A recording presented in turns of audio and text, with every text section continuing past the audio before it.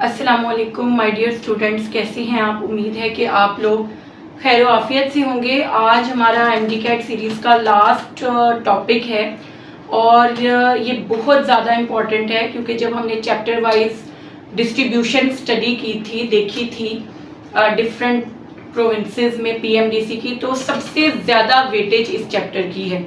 सबसे ज़्यादा MCQs जैसे कि UHS के थ्रू जो है वो 17 MCQs पूछे गए थे लास्ट ईयर इस चैप्टर में से, और इसी तरह तमाम प्रोविंसेस में बलूचिस्तान में भी 17 MCQs थे।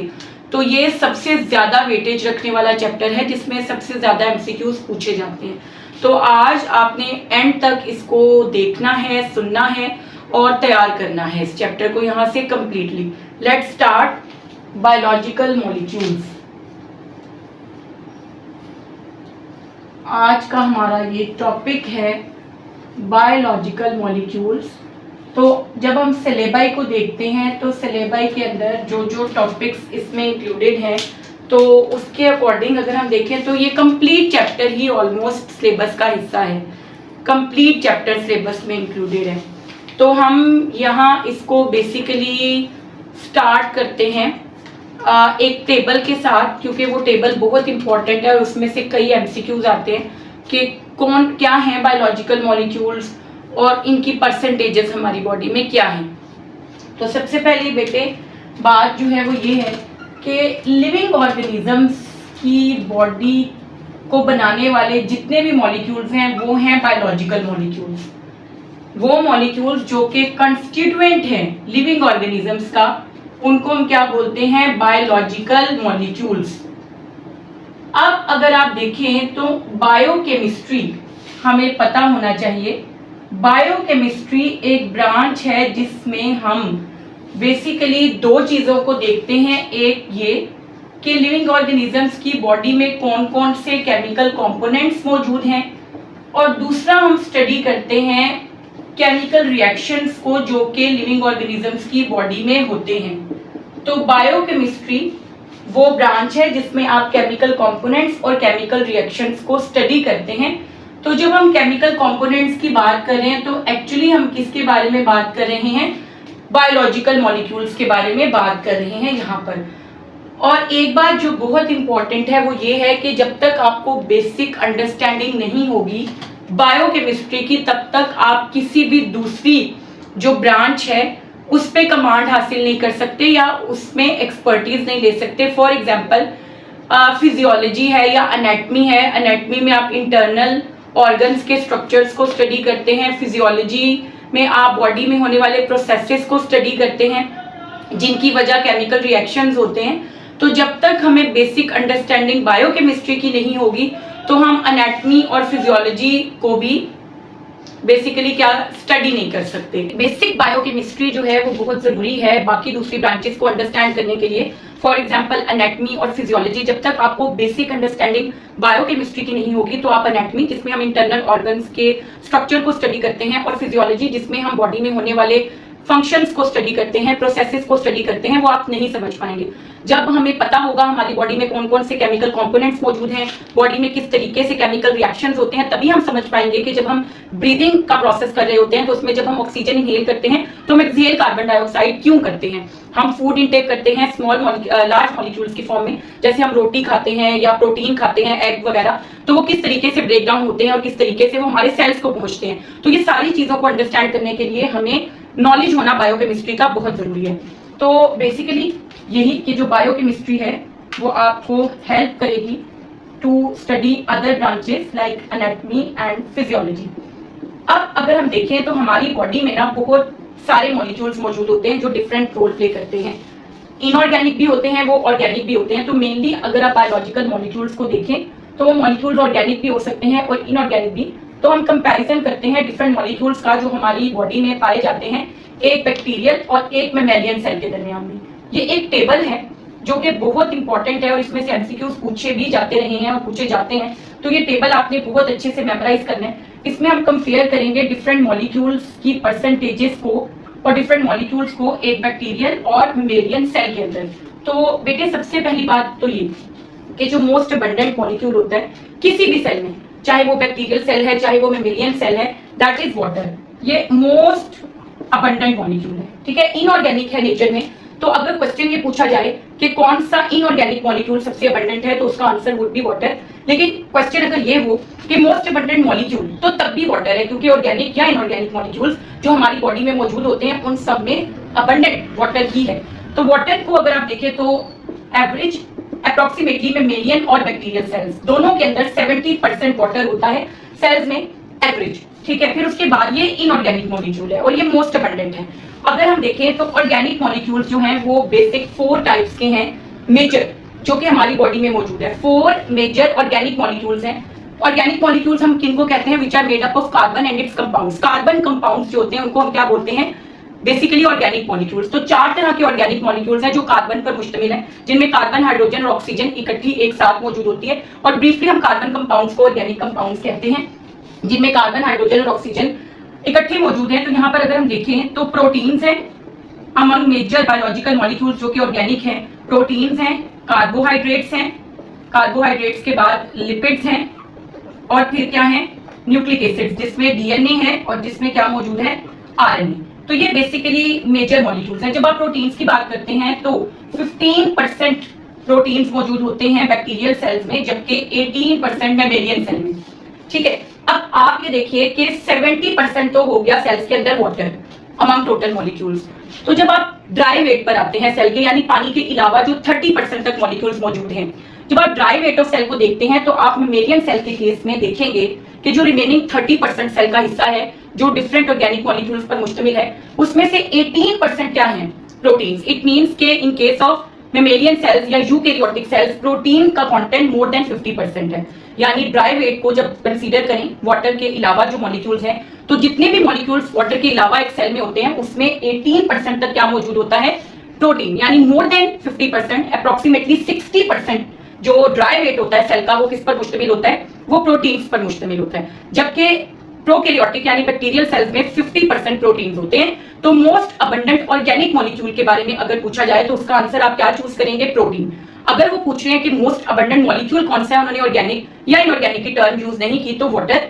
लेकिन अगर मोस्ट अबंडेंट ऑर्गेनिक मॉलिक्यूल के बारे में पूछा जा रहा है तो वो दोनों केसेस के अंदर, चाहे वो एक बैक्टीरियल सेल है या मैमेलियन सेल है जो कि यूकैरियोटिक सेल्स को रिप्रेजेंट कर रहा है, दोनों में सबसे अबंडेंट कौन से होंगे? प्रोटीन। बैक्टीरियल सेल्स में 50% तक और मैमेलियन सेल्स के अंदर मोर देन 50% क्या मौजूद होंगे? Basically proteins. क्योंकि 70% तो वाटर है तो रिमेनिंग 30% में से 18% जो है वो सिर्फ प्रोटीन है। इट मींस कि वो मोर देन 50% है। जब हम कार्बोहाइड्रेट्स की बात करते हैं तो बैक्टीरियल सेल के अंदर कार्बोहाइड्रेट्स जो हैं वो 4% और मैमेलियन सेल के अंदर ये बैक्टीरियल सेल के अंदर 3% और जो मैमेलियन सेल है उसके अंदर 4% जो है वो कार्बोहाइड्रेट्स मौजूद होते हैं। मेनली अगर आप देखें तो ग्लाइकोजन की फॉर्म में या स्टार्च की फॉर्म में, सेलुलोज की फॉर्म में। लिपिड्स की बात करें तो लिपिड्स की परसेंटेज जो है वो बैक्टीरियल सेल्स के अंदर है 2% और जो मैमेलियन सेल्स हैं उनके अंदर इट इज 3%। जब हम बात करते हैं अबाउट डीएनए, जी बेटा, तो डीएनए जो है वही अभी हमने जिक्र किया कि 1% डीएनए है और 0.25% डीएनए है मैमेलियन सेल में, और इसी तरह 6% जो है वो आरएनए प्रेजेंट है बैक्टीरियल सेल में और 1.1% कहां पर मौजूद है? मैमेलियन सेल्स में। इसके अलावा जो अदर ऑर्गेनिक मॉलिक्यूल्स हैं जिसके अंदर वेरियस विटामिन्स वगैरह शामिल हैं, ठीक है, डिफरेंट विटामिन्स हैं और दूसरे ऑर्गेनिक मॉलिक्यूल्स हैं, एंजाइम्स हैं, कोएंजाइम्स हैं, उनके अंदर कितना है? दोनों के अंदर वो कितने हैं? 2%। और बाकी इनऑर्गेनिक जो मॉलिक्यूल्स हैं या इनऑर्गेनिक सब्सटेंसेस हैं जैसे कि मैग्नीशियम वगैरह जो कि कोफैक्टर्स के तौर पर भी यूज होते हैं, तो अदर इनऑर्गेनिक सब्सटेंसेस जो पानी के अलावा हैं वो कितने हैं? 1%। तो बेटा इसमें से ना डिफरेंट एंगल्स से क्वेश्चन आता है। जब आप ये टेबल कर लेते हैं तो आपने एक बात याद रखनी है कि क्वेश्चन जो है ना वो थोड़ा सा ट्विस्ट करके पूछा जा सकता है। डायरेक्ट परसेंटेज पूछने की बजाय वो क्या पूछ सकते हैं? देखिए बेटे वो क्या पूछ सकते हैं कि लेट्स सपोज आप बताएं कि इनऑर्गेनिक मॉलिक्यूल्स की परसेंटेज क्या है बैक्टीरियल सेल में। तो देखिए 70% वाटर है जो इनऑर्गेनिक है, इसके अलावा वाटर के अलावा जितने इनऑर्गेनिक सब्सटेंसेस हैं वो 1% है। तो इट मींस कि अगर आप सेल के अंदर मौजूद जनरल इनऑर्गेनिक कंटेंट की बात करें in case of bacterial cell, तो इनऑर्गेनिक कंटेंट जो है वो कितना आ जाएगा? बेटे आंसर उसका आप क्या चूज कर लेंगे? 71%। That would be 71%। और जो ऑर्गेनिक हैं, बाकी का जो ऑर्गेनिक कॉन्स्टिट्यूएंट्स हैं वो कितने आ गए? 29%। तो बोथ केसेस में यही है, बैक्टीरियल सेल में भी और मेमेलियन सेल के अंदर भी 71% तक इनऑर्गेनिक कॉन्स्टिट्यूएंट्स हैं और 29% जो है वो आपके पास ऑर्गेनिक कॉन्स्टिट्यूएंट्स मौजूद है। तो ये बेसिकली आप ये देखिए, अगर आप ड्राई वेट ऑफ सेल की बात करें या ड्राई जो आपके पास हिस्सा है सेल का वो कितना होता है, तो वो 30% होता है, क्योंकि 70% तक क्या होता है, वाटर। तो ड्राई वेट के अंदर 30% हिस्सा सेल का जो है वो पार्टिसिपेट करता है। तो इस तरीके से ये एमसीक्यूज आते हैं। तो आपने इस टेबल को मेमोराइज करना है, आपको पता हो कि मोस्ट अबंडेंट वाटर है लेकिन मोस्ट अबंडेंट ऑर्गेनिक प्रोटीन है। सेल्स के अंदर 71% कंस्टिट्यूएंट इनऑर्गेनिक है, 29% जो है वो ऑर्गेनिक है, और ऑर्गेनिक में परसेंटेजेस आपने याद रख लेने हैं। फिर बेटे हम चलते हैं, बेसिकली देखें आपकी बॉडी में होने वाले जितने भी केमिकल रिएक्शन है ना, कलेक्टिव टर्म उनके लिए हम यूज करते हैं एक मेटाबॉलिज्म की, यानी मेटाबॉलिज्म एक जनरल टर्म है जो कि हम सम ऑफ केमिकल रिएक्शंस जो हमारी बॉडी में हो रहे हैं उसके लिए यूज करते हैं। ठीक है, तो हमें पता होना चाहिए आपकी जो सर्वाइवल है ना वो एंडलेस केमिकल एक्टिविटीज के ऊपर डिपेंड करती है, यानी आपकी लाइफ नाम ही सीजलेस केमिकल एक्टिविटीज का है। आपकी बॉडी में केमिकल रिएक्शंस चल रहे हैं तभी आप सर्वाइव कर रहे हैं। तो बेसिकली मेटाबॉलिज्म क्या है, सम ऑफ ऑल केमिकल रिएक्शंस। आपकी बॉडी में होने वाले जितने भी केमिकल रिएक्शंस हैं वो कलेक्टिवली आपका मेटाबॉलिज्म है, और जिंदगी नाम ही इस मेटाबॉलिज्म का है। हमारा सेल इसी बात पर सर्वाइव करता है कि वो किस तरीके से अपने एनवायरनमेंट से न्यूट्रिएंट्स लेता है, उनको फिर मेटाबोलाइज करता है और उनको अपने सर्वाइवल के लिए यूज करता है। मेटाबॉलिज्म की बात करें तो टू बेसिक टाइप्स के रिएक्शंस मेटाबॉलिज्म में की टाइप्स हैं, टू बेसिक टाइप्स हैं। एक होते हैं, एक है कैटाबॉलिज्म और एक है एनाबॉलिज्म। यानी मेटाबॉलिज्म जो कि सम ऑफ ऑल केमिकल रिएक्शन है उसकी टू बेसिक टाइप्स हैं, एक एनाबॉलिज्म और एक कैटाबॉलिज्म। तो ये नाम से भी आपको जाहिर हो रहा है और ये हम रिपीटेडली ये सारी टर्मिनोलॉजीज पढ़ते भी हैं। कैटाबॉलिज्म में क्या होता है कि जो लार्जर मॉलिक्यूल्स होते हैं उनको ब्रेक डाउन किया जाता है सिंपलर मॉलिक्यूल्स में, और ये एक्सोथर्मिक रिएक्शंस होते हैं जिनमें large amount of heat release होती है। तो कैटाबॉलिक रिएक्शन सिंप्लीफाई करते हैं हम कि इनके अंदर जो कैटाबॉलिज्म है उसमें ब्रेक डाउन होता है ऑफ लार्ज कॉम्प्लेक्स, जो लार्ज और कॉम्प्लेक्स मॉलिक्यूल्स हैं वो ब्रेक डाउन हो जाते हैं into simpler and smaller molecules. वो सिंपलर और स्मॉलर सब यूनिट्स में टूट जाते हैं। ठीक है, ये आपने याद रखना है, ये कैटाबॉलिज्म है। बड़े और कॉम्प्लेक्स मॉलिक्यूल्स का छोटे और सिंपल मॉलिक्यूल्स में टूटना कैटाबॉलिज्म कहलाता है, और ये रिएक्शंस कैटाबॉलिक होते हैं। इन रिएक्शंस में क्योंकि बॉन्ड्स टूटते हैं तो energy is released, in reactions के अंदर एनर्जी जो है वो रिलीज होती है, और ये रिएक्शंस एक्सोथर्मिक होते हैं। ठीक है, यानी जब एनर्जी रिलीज होगी ऑब्वियसली टेम्परेचर रेज होगा। एनाबॉलिज्म की जब आप बात करते हैं तो ये इसका रिवर्स है। यहाँ पर क्या होता है, जो सिंपल एंड स्मॉल मॉलिक्यूल्स हैं वो आपस में जुड़ते हैं। ठीक है, मॉलिक्यूल्स वो आपस में जुड़ेंगे, ज्वाइन टुगेदर, वो एनाबॉलिक रिएक्शंस में वो आपस में मिलेंगे together to form complex large molecules. वो कॉम्प्लेक्स और लार्ज मॉलिक्यूल्स को बनाएंगे। तो एनाबॉलिज्म जो होता है वो हमारे पास क्या होता है, एक बायोसिंथेसिस है। जी बेटा, तो इन प्रोसेसेस के अंदर बेसिकली क्या होता है, एनाबॉलिक रिएक्शंस के अंदर energy is used, energy use होती है। ठीक है, जब एनर्जी यूज होगी तो सराउंडिंग एरिया का टेम्परेचर डाउन हो जाएगा। ये बेसिकली एंडोथर्मिक होते हैं जो एनाबॉलिक रिएक्शंस होते हैं, because they absorb energy, they use energy, तो ये क्या होते हैं, एंडोथर्मिक। अब बेटे आप ये देखिए कैटाबॉलिज्म की एग्जाम्पल अगर हम देखें तो बड़ी बेहतरीन एग्जाम्पल है एक, and that is respiration. Respiration देखिए, इसके अंदर ग्लूकोज है, ठीक है, एक कॉम्प्लेक्स ऑर्गेनिक मॉलिक्यूल, उसको ऑक्सीजन की मदद से ब्रेक डाउन किया जाता है कार्बन डाइऑक्साइड एंड वाटर में। ठीक है, उसको कार्बन डाइऑक्साइड एंड वाटर के अंदर ब्रेक डाउन किया जा रहा है। तो ये कैटाबॉलिक रिएक्शन की एग्जांपल है जहां पर ऑक्सीजन की मदद से ग्लूकोज को तोड़ रहे हैं सिंपलर और स्मॉलर मॉलिक्यूल्स में। बिल्कुल अगर आप इसका रिवर्स देखें तो जो फोटोसिंथेसिस है, फोटोसिंथेसिस एनाबॉलिक रिएक्शन है जहां पर कार्बन डाइऑक्साइड और वाटर को with the help of solar energy, sunlight की मदद से जो है वो किसमें बेसिकली कन्वर्ट किया जाता है, ग्लूकोज में, और as by product oxygen release होती है। यहाँ पर एटीपी की फॉर्म में बहुत सारी एनर्जी प्रोड्यूस होती है रेस्पिरेशन में, यहाँ पर सोलर एनर्जी यूज होती है। एनाबॉलिज्म में एनर्जी यूज हुई, फोटोसिंथेसिस में सोलर एनर्जी यूज हुई, और यहाँ पर एनर्जी रिलीज हुई in the form of ATP.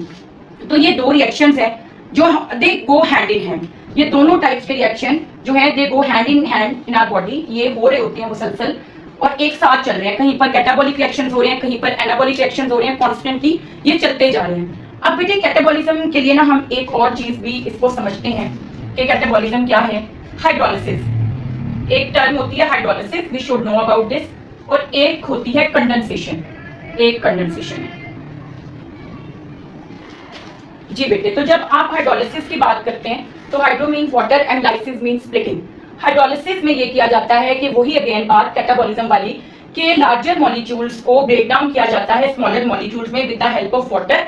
ठीक है, जो हाइड्रोलिसिस होती है ना उसको हम बेसिकली मोनोमराइजेशन भी बोलते हैं। It is also known as monomerisation, इसका नाम मोनोमराइजेशन भी है। क्यों? क्योंकि यहाँ पर पॉलीमर्स की ब्रेकडाउन की जाती है उनके मोनोमर्स में with the help of water. ठीक है, तो अगर लेट्स सपोज प्रोटीन्स जो है वो मैक्रोमोलिक्यूल्स हैं, मैक्रोमोलिक्यूल्स हैं या फिर पॉलीमर्स हैं, ठीक है, इनके लिए हम पॉलीमर्स का भी टर्म यूज करते हैं। तो इनको ब्रेक डाउन किया जाता है अमाइनो एसिड्स के अंदर। अमाइनो एसिड्स इनके मोनोमर्स हैं जो इनको बना रहे होते हैं। तो बेसिकली हाइड्रोलिसिस जो है उसमें प्रोटीन्स की ब्रेक डाउन हुई अमाइनो एसिड्स में, तो इस अमल को हम मोनोमराइजेशन भी बोलते हैं। तो सिंपली बेटे देखिए ये हमेशा इसकी मदद से होता है, वाटर की मदद से। इसी तरह लेट्स सपोज स्टार्च है, स्टार्च अगेन पॉलीमर है ग्लूकोज का, तो स्टार्च को भी क्या किया जाता है, ब्रेक डाउन किया जाता है ग्लूकोज मोनोमर्स में। तो ये जो है वो बेसिकली क्या कहलाता है, प्रोसेस हाइड्रोलिसिस। हाइड्रोलिसिस जो होती है उसमें हमेशा कौन हिस्सा लेता है, हाइड्रोलिटिक एंजाइम्स। एंजाइम्स की मदद से ही वाटर को यूज करते हुए लार्ज मॉलिक्यूल्स को स्मॉलर मॉलिक्यूल्स में ब्रेक डाउन किया जाता है। ठीक है, तो जैसे कि अगेन मैं एग्जांपल आपको देती हूँ, लिपिड्स हैं, तो लिपिड्स को ब्रेक डाउन किया जाता है फैटी एसिड्स एंड ग्लिसरॉल्स में जो इनको बनाने वाले मोनोमर्स हैं। ठीक है, तो ये अमल क्या कहलाता है, हाइड्रोलिसिस, ग्लिसरॉल्स हाइड्रोलिसिस। और हाइड्रोलिसिस में जो एंजाइम हिस्सा लेते हैं उनको हम हाइड्रोलिटिक एंजाइम कहते हैं, जिसकी बेस्ट एग्जांपल डाइजेशन है। डाइजेस्टिव सिस्टम आपने कंप्लीट देखा और पढ़ा, तो डाइजेस्टिव सिस्टम में आपने देखा है कि यही किया जाता है कि लार्ज मॉलिक्यूल्स को उनके मोनोमर्स में तोड़ा जाता है with the help of enzymes using water. अच्छा, इसके ऑपोजिट जो है वो कंडेंसेशन है। कंडेंसेशन को हम बेसिकली डिहाइड्रेशन सिंथेसिस भी बोलते हैं, इसको हम पॉलीमराइजेशन भी कहते हैं। कंडेंसेशन के लिए अगर आप देखें तो सिनोनिमसली हम जो टर्म यूज करते हैं वो पॉलीमराइजेशन की भी है, और इसके अलावा हम इसको डिहाइड्रेशन सिंथेसिस का नाम भी देते हैं। ठीक है, इसमें ये होता है कि जो मॉलिक्यूल्स हैं छोटे उनको ज्वाइन किया जाता है with the elimination of water molecule, इसलिए हम इसको डिहाइड्रेशन सिंथेसिस का नाम दे रहे हैं। जैसे कि जब दो अमाइनो एसिड्स कंडेंस होंगे, यानी जब दो अमाइनो एसिड्स हैं, ठीक है, वो आपस में जुड़ेंगे तो उनके दरमियान में एक बॉन्ड बनेगा और उस बॉन्ड बनाने में वाटर मॉलिक्यूल एलिमिनेट होगा। ठीक है, अमाइनो एसिड्स और अमाइनो एसिड्स जुड़े तो इनके अंदर से क्या होगा, वाटर मॉलिक्यूल एलिमिनेट होगा। यहाँ पर तो वाटर मॉलिक्यूल यूज हुआ ना, लेकिन यहाँ से क्या होगा, वाटर मॉलिक्यूल एलिमिनेट होगा और उन दोनों के दरमियान में एक बॉन्ड बनेगा जिसको हम पेप्टाइड बॉन्ड कहते हैं। डिटेल में हम देखेंगे भी कि कैसे बनता है पेप्टाइड बॉन्ड, किसके दरमियान होता है, कैसे होता है, जब हम प्रोटीन्स पढ़ेंगे। तो एक डाइपेप्टाइड बन जाता है। डाइपेप्टाइड का क्या मतलब होता है, दो अमाइनो एसिड्स को हम कलेक्टिवली डाइपेप्टाइड बोलते हैं। इसी तरह जब बहुत सारे अमाइनो एसिड्स आपस में जुड़ते जाते हैं वाटर मॉलिक्यूल की एलिमिनेशन से, तो वो अल्टीमेटली क्या बना देते हैं, पॉलीपेप्टाइड्स। ठीक है, जिनको हम प्रोटीन बोलते हैं। तो ये जो प्रोसेस है वो क्या कहलाता है, कंडेंसेशन। देखिए यहाँ पर अमाइनो एसिड्स क्या है, मोनोमर्स हैं, और वो जब आपस में जुड़ रहे हैं तो वो पॉलीमर बना रहे हैं जो कि क्या है हमारे पास, एक प्रोटीन या पॉलीपेप्टाइड्स। तो ये वाला अमल जो है वो क्या कहलाता है, कंडेंसेशन, जिसमें monomers join together to form polymers. और इस प्रोसेस के दौरान क्या होता है, वाटर मॉलिक्यूल होता है एलिमिनेट। तो ये दो प्रोसेसेस हैं जो कि याद रखना बहुत जरूरी है बेटा, कैटाबॉलिज्म एंड एनाबॉलिज्म। अब हम मूव करते हैं टुवर्ड्स द डिटेल ऑफ, अब हमने इस चैप्टर में ना डिटेल में ये स्टडी करना है, ये जो आपने बायोलॉजिकल मॉलिक्यूल्स के नाम पढ़े हैं ना, कि वाटर है, प्रोटीन, कार्ब्स हैं, लिपिड्स हैं, न्यूक्लिक एसिड्स हैं, डीएनए और आरएनए। अब हमने इन्हीं को वन बाय वन डिटेल में डिस्कस करना है, बहुत ही क्लियर रखिएगा। अब नेक्स्ट हम क्या करेंगे, वाटर को डिटेल में डिस्कस करेंगे कि वाटर की क्या ऐसी प्रॉपर्टीज हैं कि वाटर 70% तक सेल्स में मौजूद है, मोस्ट अबंडेंट भी है, मोस्ट इंपॉर्टेंट भी है। तो हम वाटर पढ़ेंगे, फिर प्रोटीन्स, फिर कार्बोहाइड्रेट, इस तरीके से। तो अभी हम स्टार्ट करते हैं अबाउट वाटर। ठीक है, तो जब आप वाटर की बात करते हैं तो हम इसकी इंपॉर्टेंस भी देखेंगे कि क्या ऐसी चीजें हैं जो इसको इतना इंपॉर्टेंट बना रही हैं। तो वाटर के लिए और क्या ही बात करें, it is medium of life. ये मीडियम ऑफ लाइफ है, आपकी जिंदगी नाम है ना खत्म होने वाले केमिकल रिएक्शंस का, और वो सारे केमिकल रिएक्शंस कहाँ पर होते हैं, वाटर में।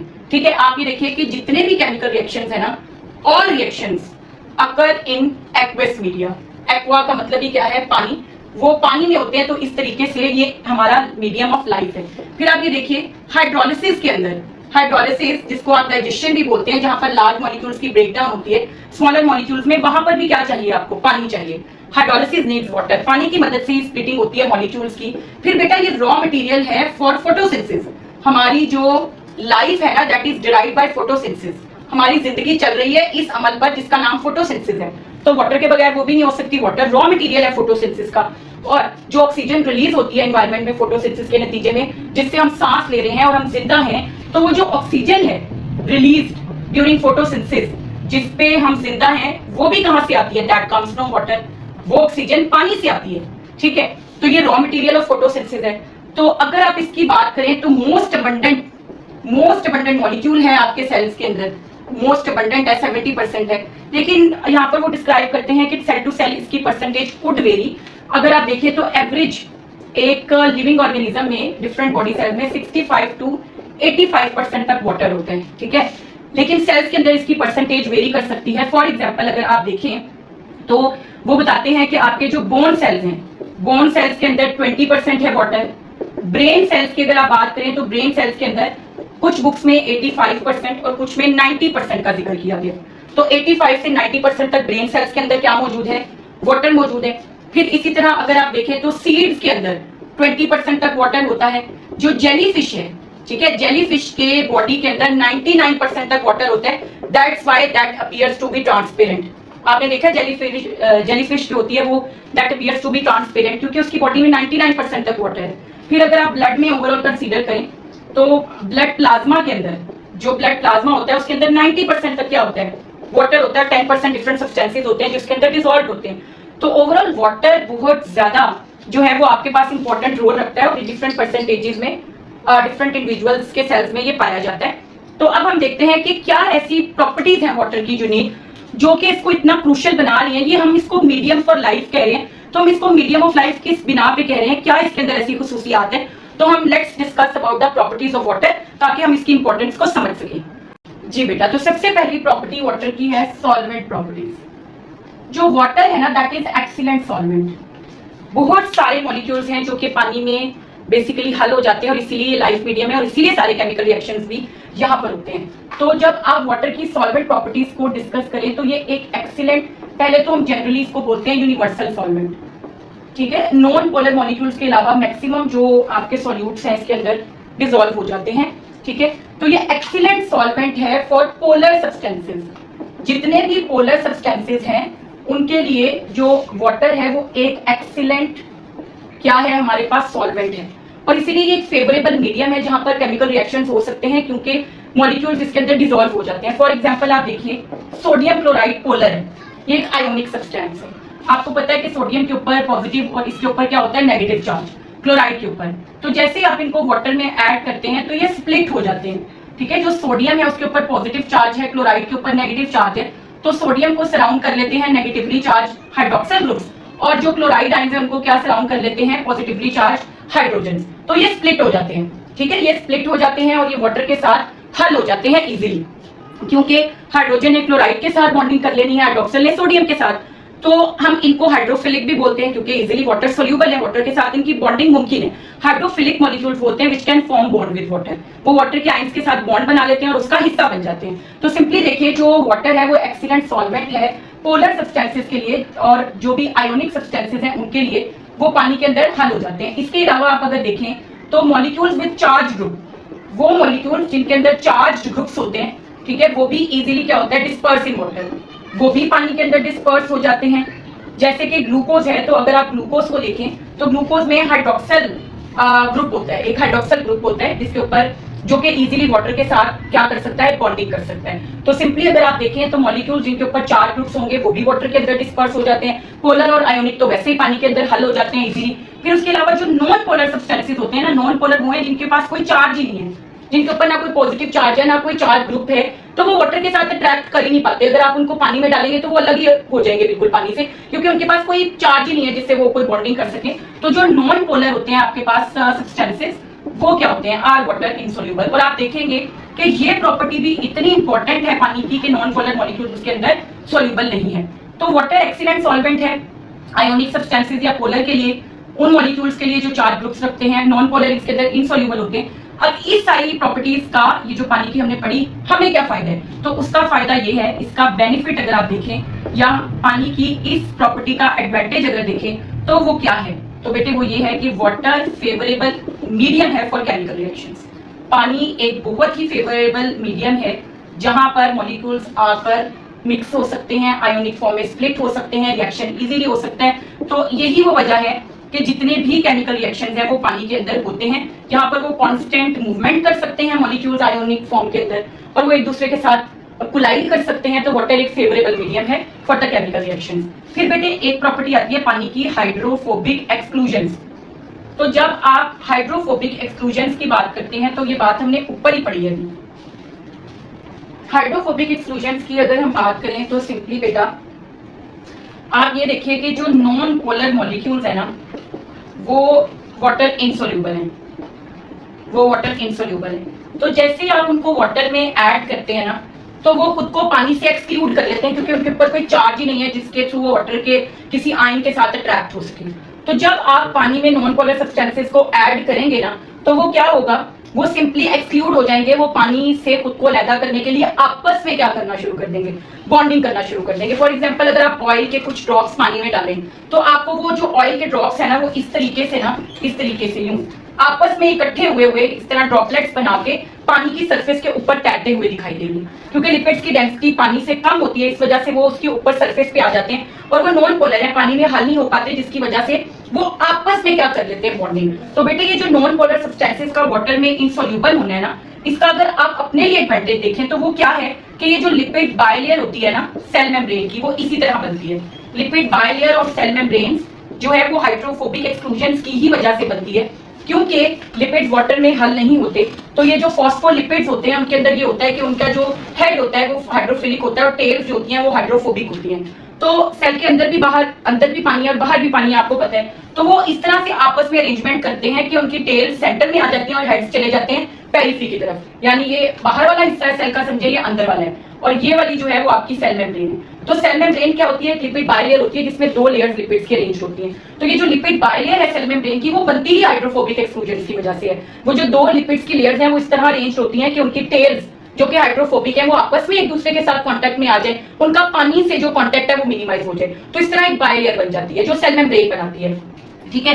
तो ये जो लिपिड बायलेयर, इसी तरह आपके पास जो प्रोटीन का 3D स्ट्रक्चर बनता है, 3D स्ट्रक्चर ऑफ प्रोटीन, ये जो पॉलीपेप्टाइड चेन होती है जिसमें आपका टर्शरी और क्वाटर्नरी स्ट्रक्चर बनता है। टर्शरी और क्वाटर्नरी स्ट्रक्चर बनता है हाइड्रोफोबिक इंटरेक्शंस के बाहर या हाइड्रोफोबिक एक्सक्लूजन के बाहर के वजह से ही। तो क्या होता है, आपके कुछ अमाइनो एसिड जो होते हैं वो हाइड्रोफोबिक होते हैं, कुछ अमाइनो एसिड हाइड्रोफिलिक होते हैं। तो होता ही है कि हाइड्रोफोबिक अमाइनो एसिड्स को मिनिमाइज करना होता है अपना कांटेक्ट पानी के साथ। तो ये होता है कि वो अंदर की तरफ सारे इकट्ठे हो जाते हैं और उनको क्या सराउंड करने लग जाते हैं, हाइड्रोफिलिक अमाइनो एसिड, और इस तरह से एक 3D स्ट्रक्चर बन जाता है जो कि टर्शरी या क्वाटर्नरी है। तो सिंपली बेटे देखिए लिपिड बायलेयर्स का बनना और इसी तरह ये जो 3D स्ट्रक्चर्स है प्रोटीन्स का वो ऑर्गेनाइज होना, ये हाइड्रोफोबिक एक्सक्लूजन का ही नतीजा है। वाटर के साथ कांटेक्ट कम करने के चक्कर में ही मॉलिक्यूल्स इस तरह की अरेंजमेंट्स बनाते हैं।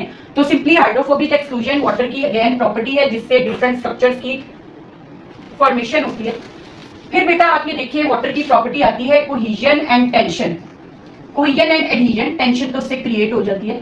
तो कोहेजन एंड एडहेजन, तो कोहेजन क्या होता है, स्टिकिंग ऑफ मॉलिक्यूल्स टुगेदर, यानी वाटर मॉलिक्यूल्स आपस में एक दूसरे के साथ स्टिक होते हैं जिसको हम बोलते हैं कोहेजन। मोर ओवर वाटर जिस भी कंटेनर में होगा, किसी वेसल में होगा, किसी ग्लास में होगा, तो वो उसकी जो सरफेस वॉल है उसके साथ भी अटैच्ड होता है जिसको हम बोलते हैं एडहेजन। तो ये पानी की दो प्रॉपर्टीज हैं कि कोहेजन क्या होता है, वाटर मॉलिक्यूल्स क्या करते हैं, स्टिक टुगेदर, ठीक है, इसको हम क्या बोलते हैं, कोहेजन। और एडहेजन क्या होता है कि जो वाटर मॉलिक्यूल्स होते हैं वो अटैच हो जाते हैं, molecules attach to the wall या सरफेस जिस कंटेनर में है, जिस वेसल में है, ये उसके साथ भी अटैच हो जाते हैं जिसको हम क्या बोलते हैं, एडहेजन। अब ये प्रॉपर्टी हमें क्या फायदा देती है, तो बेटा अगर आप इसका एडवांटेज देखें तो हमारे पास जो एसेंट ऑफ सैप होता है ना, एसेंट ऑफ सैप क्या होता है, सैप हम कहते हैं जाइलम के अंदर मौजूद वाटर और डिसॉल्व्ड सब्सटेंसेस को। तो हमें ये पता है कि वाटर जो पार्ट्स प्लांट के एब्जॉर्ब करते हैं वो रूट्स हैं, और जहां पर वाटर की रिक्वायरमेंट है मेन फोटोसिंथेसिस के लिए वो लीव्स हैं।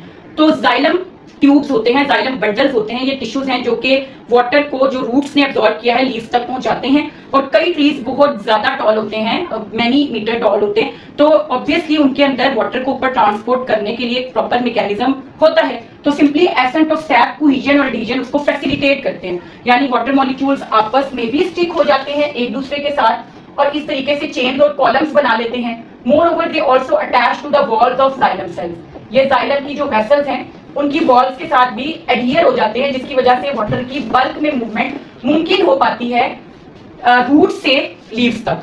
ठीक है, तो आप याद रखिएगा कि ये जो कोहेजन और एडहेजन है ना प्रॉपर्टी वाटर की, जिसमें वो आपस में एक दूसरे के साथ भी जुड़ते हैं और अपनी वॉल के साथ, यानी जिस कंटेनर या जिस सेल में मौजूद है उसकी वॉल के साथ भी, तो ये हेल्प इसके अंदर करती है एसेंट ऑफ सैप में। बल्क ट्रांसपोर्ट ऑफ वाटर मुमकिन ही इनकी एडहेजन और कोहेजन की वजह से है। तो फिर उसके बाद बेटे हमारे पास आता है डेंसिटी ऑफ वाटर। जब आप डेंसिटी ऑफ वाटर की बात करेंगे तो उसमें भी चेंज आता है उसकी स्टेट चेंज होने से।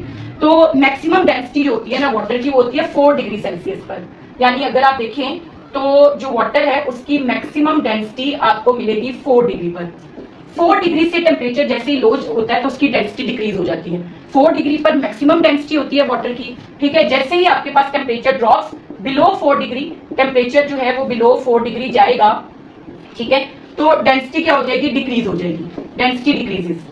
अब ये जो डेंसिटी के अंदर फर्क है कि जब वाटर चेंज हो रहा होता है लिक्विड से सॉलिड स्टेट में 4 डिग्री पे और उससे नीचे वो सॉलिडिफाई हो रहा होता है, बर्फ बन रही होती है, मैक्सिमम डेंसिटी होती है 4 डिग्री पर। बिलो 4 डिग्री क्या होता है, वाटर की डेंसिटी डिक्रीज हो जाती है। इसका रीजन क्या होता है, अगर हम देखें कि वाटर की डेंसिटी क्यों डिक्रीज होती है, तो एक्सपेंशन ऑफ हाइड्रोजन बॉन्ड्स। जो हाइड्रोजन बॉन्ड्स होते हैं वो बेसिकली आपके पास क्या हो जाते हैं, एक्सपैंड हो जाते हैं, जिसकी वजह से डेंसिटी डिक्रीजेस। जब हमारे पास हाइड्रोजन बॉन्ड एक्सपैंड होने लगते हैं, जब बर्फ बन रही होती है पानी से, तो उसकी डेंसिटी डिक्रीज होती है। अब इसका फायदा क्या है कि आप ये देखिए कि सिंपली जो पोलर रीजन होते हैं ना, उनके अंदर जैसे ही टेम्परेचर जाता है, कम होता है और बर्फ जमती है, तो जो आइस ब्लॉक्स बनते हैं ना, वो क्योंकि वाटर के मुकाबले में आइस की डेंसिटी कम है तो वो फ्लोट करते हैं पानी के ऊपर। जो आइस होती है ना, that floats on water. Polar regions के अंदर जैसे ही आइस बनती है, यानी वाटर अपनी स्टेट को चेंज करता है, लिक्विड से सॉलिड स्टेट में आता है और आइस बनना शुरू हो जाती है, तो ice due to less density water के ऊपर आके उसके ऊपर फ्लोट करना शुरू कर देती है। जब आइस फ्लोट करती है वाटर के अंदर तो इट प्रोवाइड्स, ये क्या करती है, प्रोवाइड्स थर्मल इंसुलेशन। ये ऊपर आकर थर्मल इंसुलेशन प्रोवाइड करती है अंडर वाटर, जिसकी वजह से बाकी की जो लाइफ है that thrives in the water body, ठीक है। जैसे ही पोलर रीजन्स के अंदर पानी जमता है तो आइस के जो ब्लॉक्स होते हैं वो फौरन ऊपर आ जाते हैं और फ्लोट करने लगते हैं। वो थर्मल इंसुलेशन प्रोवाइड करते हैं अंडर वाटर के लिए, ताकि वहां पर लाइफ थ्राइव कर सके। तो ये भी पानी की प्रॉपर्टी बड़ा इंपॉर्टेंट रोल प्ले कर रही है। फिर हम आते हैं वाटर की प्रॉपर्टी पर, जिसको हम बोलते हैं प्रोटेक्शन। वाटर क्योंकि लुब्रिकेटिंग प्रॉपर्टीज रखता है, ठीक है, it provides lubrication and reduces friction. Water जो है वो एक इफेक्टिव लुब्रिकेंट है, ठीक है, जिसकी वजह से ये क्या करता है, रिड्यूसेस फ्रिक्शन। ये फ्रिक्शन को रिड्यूस कर देता है, ठीक है, और प्रिवेंट्स एब्रेसिव डैमेज। और ये जो एब्रेसिव यानी कि डिहाइड्रेशन की वजह से जो नुकसान पहुंच सकता है किसी भी सरफेस को, ये उसको भी रोकता है।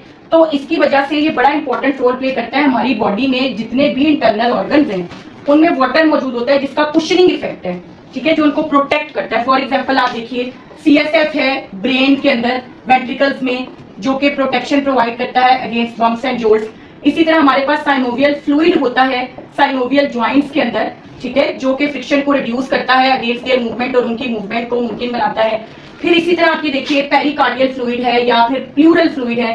पेरिकार्डियल फ्लूइड जो होता है वो बेसिकली कहाँ पर मौजूद होता है, पेरिकार्डियम में। हार्ट की जो बाउंड्री होती है जो कि प्रोटेक्ट करती है हार्ट को, वो एक डबल मेम्ब्रेनस सैक होता है। हमने इसको डिटेल में पढ़ा भी है सर्कुलेटरी सिस्टम वाले चैप्टर में। तो उनके इन दोनों लेयर्स के दरमियान में क्या भरा होता है, पेरिकार्डियल फ्लूइड, जो कि फ्रिक्शन को रिड्यूस करता है। इसी तरह प्लूरल फ्लूइड जो होता है वो प्लूरल मेम्ब्रेन्स के दरमियान में होता है, जो कि लंग्स को सराउंड करती है। लंग्स की जो प्लूरा है, 2 मेम्ब्रेन होती हैं उनके दरमियान में, ये भी लंग्स की जो एक्सपेंशन और जो कॉन्ट्रैक्शन होती है उसके अगेंस्ट फ्रिक्शन को रिड्यूस करता है। लैक्रिमल ग्लैंड्स होते हैं जो कि टीयर्स बेसिकली कॉज करते हैं, और जो टीयर्स होते हैं वो किसको प्रोटेक्ट करते हैं, वो हमारे आईज को प्रोटेक्ट करते हैं। तो वाटर जो है that plays important role in the protection of internal organs. Moreover ये उनकी फंक्शनिंग को स्मूदन करता है due to effective lubricant.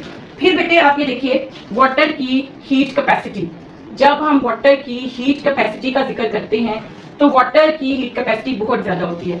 Heat capacity क्या होती है कि जितनी हीट वाटर एब्जॉर्ब कर सकता है विदाउट लेटिंग इट्स टेम्परेचर चेंज।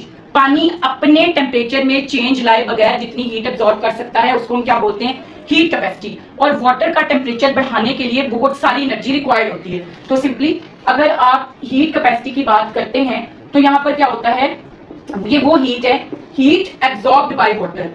ये वो हीट है जो कि पानी एब्जॉर्ब कर सकता है without change in its temperature. ठीक है, अपने टेम्परेचर में चेंज लाने दिए बगैर जो वो कॉज कर सकता है, एब्जॉर्ब कर सकता है हीट को, वो हीट कैपेसिटी है। यानी अगर आपने वाटर के टेम्परेचर को 15 से 16 डिग्री सेल्सियस पर लाना है, 1 डिग्री बढ़ाना है, तो इसके लिए आपको 1.0 किलो कैलोरीज एनर्जी की इन्वेस्ट करना पड़ेगी।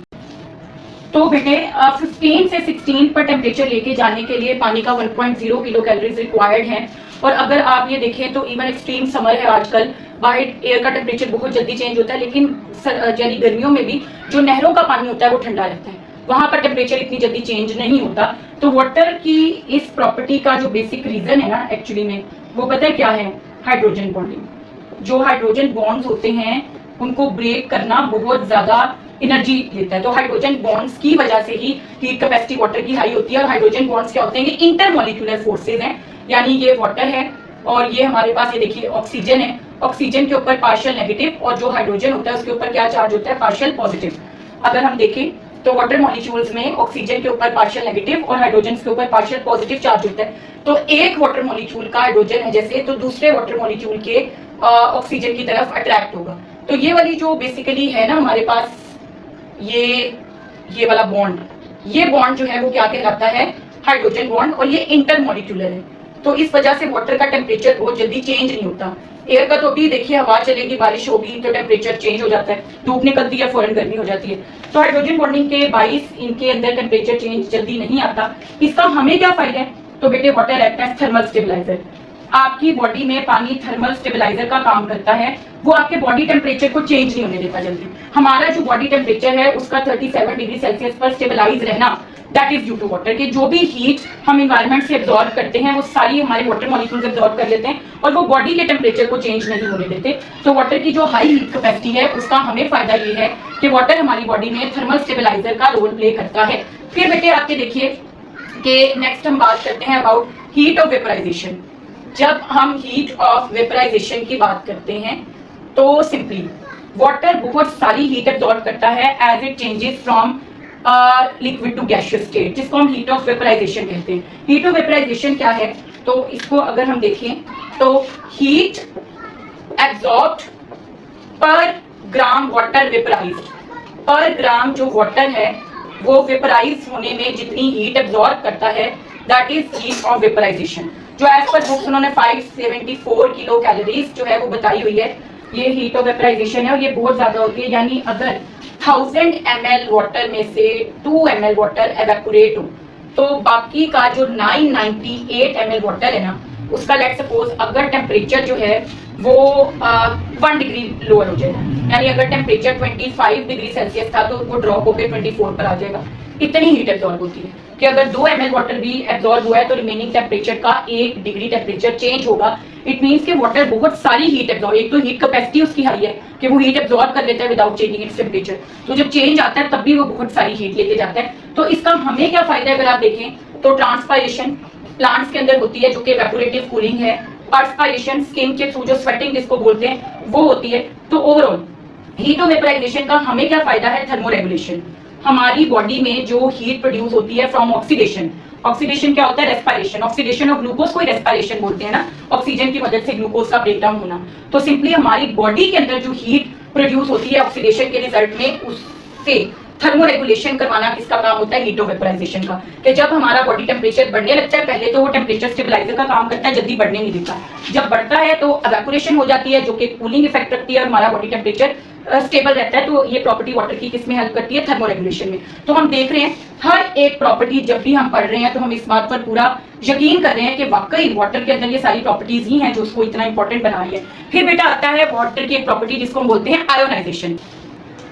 जी बेटा, तो वाटर की हम प्रॉपर्टीज डिस्कस कर रहे हैं। आयोनाइजेशन, जो वाटर है that exist in ionic and molecular forms both. यानी अगर आप वाटर को देखें तो जो वाटर का एक ग्लास है ना, उसमें वाटर मॉलिक्यूल भी हैं और उसमें हाइड्रोजन और हाइड्रोक्सिल आयंस भी हैं। तो वाटर किस में काम करता है? बेसिकली किस फॉर्म में होता है? आयोनिक फॉर्म में होता है।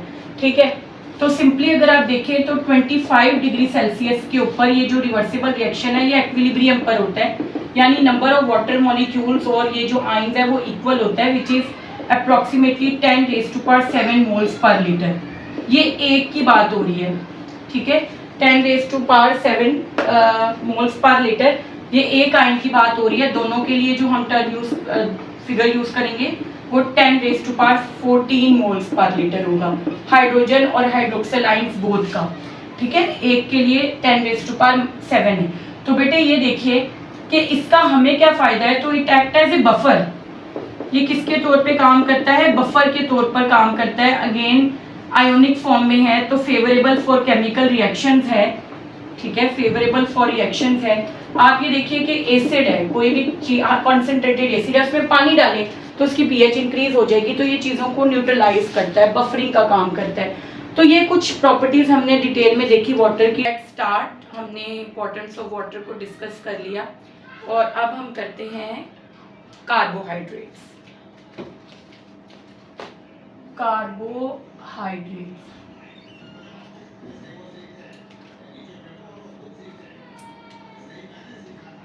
When we talk about carbohydrates, तो कार्बोहाइड्रेट्स का लफ्जी मायने है हाइड्रेटेड कार्बन। ठीक है, अगर आप कार्बोहाइड्रेट्स का लफ्जी मायने देखेंगे तो वो है हाइड्रेटेड कार्बन। ठीक है, कार्बोहाइड्रेट्स मीन हाइड्रेटेड कार्बन। अब बेसिकली अगर हम इनको केमिकली डिफाइन करें तो ये क्या है, ये बेसिकली पॉलीहाइड्रोक्सी एल्डिहाइड्स या कीटोन्स हैं। ठीक है, दे आर पॉलीहाइड्रोक्सी एल्डिहाइड्स और कीटोन्स, या ये ऐसे सब्सटेंसेस हैं which upon hydrolysis yield aldehydes and ketones. ठीक है, जब इनको हाइड्रोलाइज किया जाए या इनकी ब्रेकडाउन की जाए तो इनसे जो मोनोमर्स बनते हैं वो पॉलीहाइड्रोक्सी एल्डिहाइड्स या कीटोन्स होते हैं, या फिर हम ये कह सकते हैं ये पॉलीहाइड्रोक्सी एल्डिहाइड्स और कीटोन्स के पॉलीमर्स हैं। यानी सिंप्लीफाइड इनके मोनोमर्स पॉलीहाइड्रोक्सी एल्डिहाइड्स या कीटोन्स है। ठीक है, और ये बेसिकली जो कार्बोहाइड्रेट्स होते हैं मोस्टली उनके पॉलीमर्स होते हैं। अगर हम देखें कार्बोहाइड्रेट्स को तो सिंपली इनका जो केमिकल फॉर्मूला या जनरल फॉर्मूला है दैट इज CxH2OY, ये ना इनका जनरल फॉर्मूला है। जहां पर अगर आप देखें हाइड्रोजन और जो ऑक्सीजन की रेशियो होती है ना, हाइड्रोजन और ऑक्सीजन जो मौजूद है उनकी जो रेशियो है दैट इज 2:1, बिल्कुल वैसे ही जैसे वाटर में होती है। यानी वाटर में जो रेशियो है हाइड्रोजन और ऑक्सीजन की, वही रेशियो कार्बोहाइड्रेट्स में होती है। इसका मतलब ये है कि हाइड्रोजन का नंबर हमेशा डबल होगा ऑक्सीजन के मुकाबले में। ठीक है, अगर हाइड्रोजन 4 हैं तो ऑक्सीजन 2 होंगे, अगर हाइड्रोजन 6 हैं तो ऑक्सीजन 3 होंगे। ठीक है, तो ये हमारे पास बात है। ठीक है, जो रेशियो होगी वो हमेशा क्या होगी 2:1। फिर अगर आप इनका रोल देखें कि जो कार्बोहाइड्रेट्स हैं, रोल से पहले बल्कि हम इनका सोर्स देखते हैं या इनकी प्रेजेंस देखते हैं, तो बेसिकली कॉटन है, पेपर है, ओक। अगर हम देखें कि नेचुरल अकरेंस क्या है इनकी, जो कार्बोहाइड्रेट्स हैं वो कहाँ पर मौजूद होते हैं, जब आप इनकी अकरेंस की बात करते हैं तो सिंपली वुड जो है वो कार्बोहाइड्रेट्स हैं, कॉटन, पेपर, फिर इसी तरह जो ट्यूबर्स हैं उसके अंदर स्टार्चेस होती हैं वो कार्बोहाइड्रेट्स हैं, stem tubers, potato tubers, grains, cereals, ये सारी चीजें हैं जिनमें कार्बोहाइड्रेट्स मौजूद होते हैं वेरियस फॉर्म्स में। ठीक है, तो wood, cotton, paper, tubers, grains, cereals, ये सारे वो बेसिकली कंपोनेंट्स हैं जिनमें कार्बोहाइड्रेट्स मौजूद होते हैं और ये सोर्स भी है हमारे लिए कार्बोहाइड्रेट्स का। फिर बेटे आप ये देखिए कि अगर हम इनका रोल देखें कि रोल क्या है, तो इनका रोल जो है वो बॉडी में स्ट्रक्चरल भी है और फंक्शनल भी है। रोल स्ट्रक्चरल भी होगा और फंक्शनल भी होगा। अगर आप स्ट्रक्चरल रोल देखें तो जैसे सेलुलोज है वो सेल वॉल बनाता है। ठीक है, सेलुलोज प्रेजेंट होता है बैक्टीरियल सेल वॉल्स के अंदर। इसी तरह जो है कुछ कार्बोहाइड्रेट्स मौजूद होते हैं बैक्टीरियल सेल वॉल्स के अंदर। तो इस तरह ये स्ट्रक्चरल रोल भी रखते हैं, जैसे इंपॉर्टेंट कंस्टिट्यूएंट है सेल वॉल का। कुछ कार्बोहाइड्रेट सेल मेम्ब्रेन के अंदर भी मौजूद होते हैं।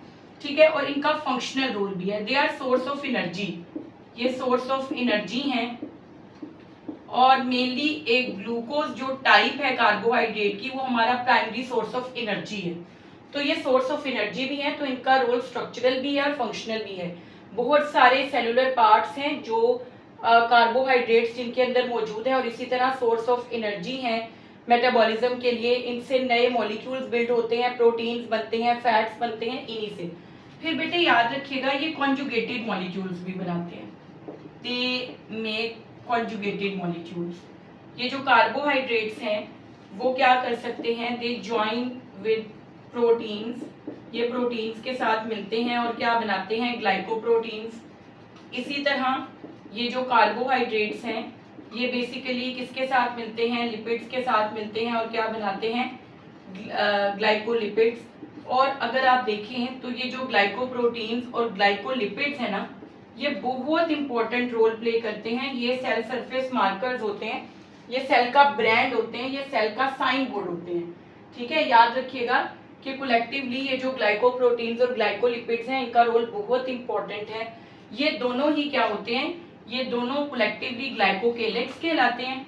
ये कलेक्टिवली ग्लाइकोकेलिक्स हैं, ठीक है, और हम इनको कहते हैं सेल सरफेस मार्कर। ये प्लाज्मा मेम्ब्रेन की सरफेस पर होते हैं और सेल की टाइप को डिटरमिन करते हैं। ठीक है, तो ये सारे कार्बोहाइड्रेट्स ही हैं।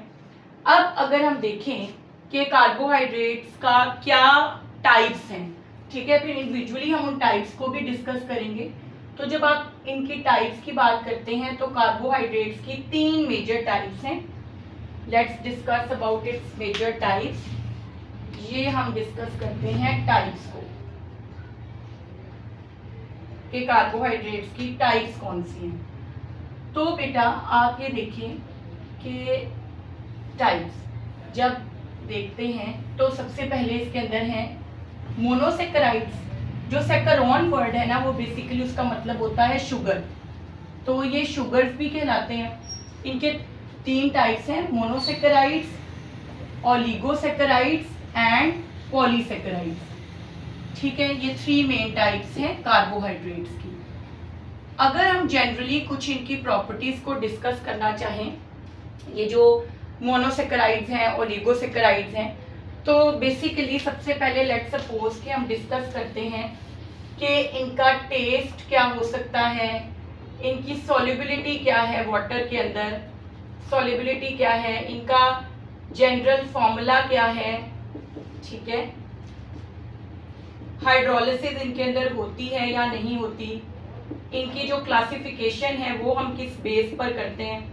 ठीक है, तो जनरली हम ये कुछ बातें डिस्कस करते हैं।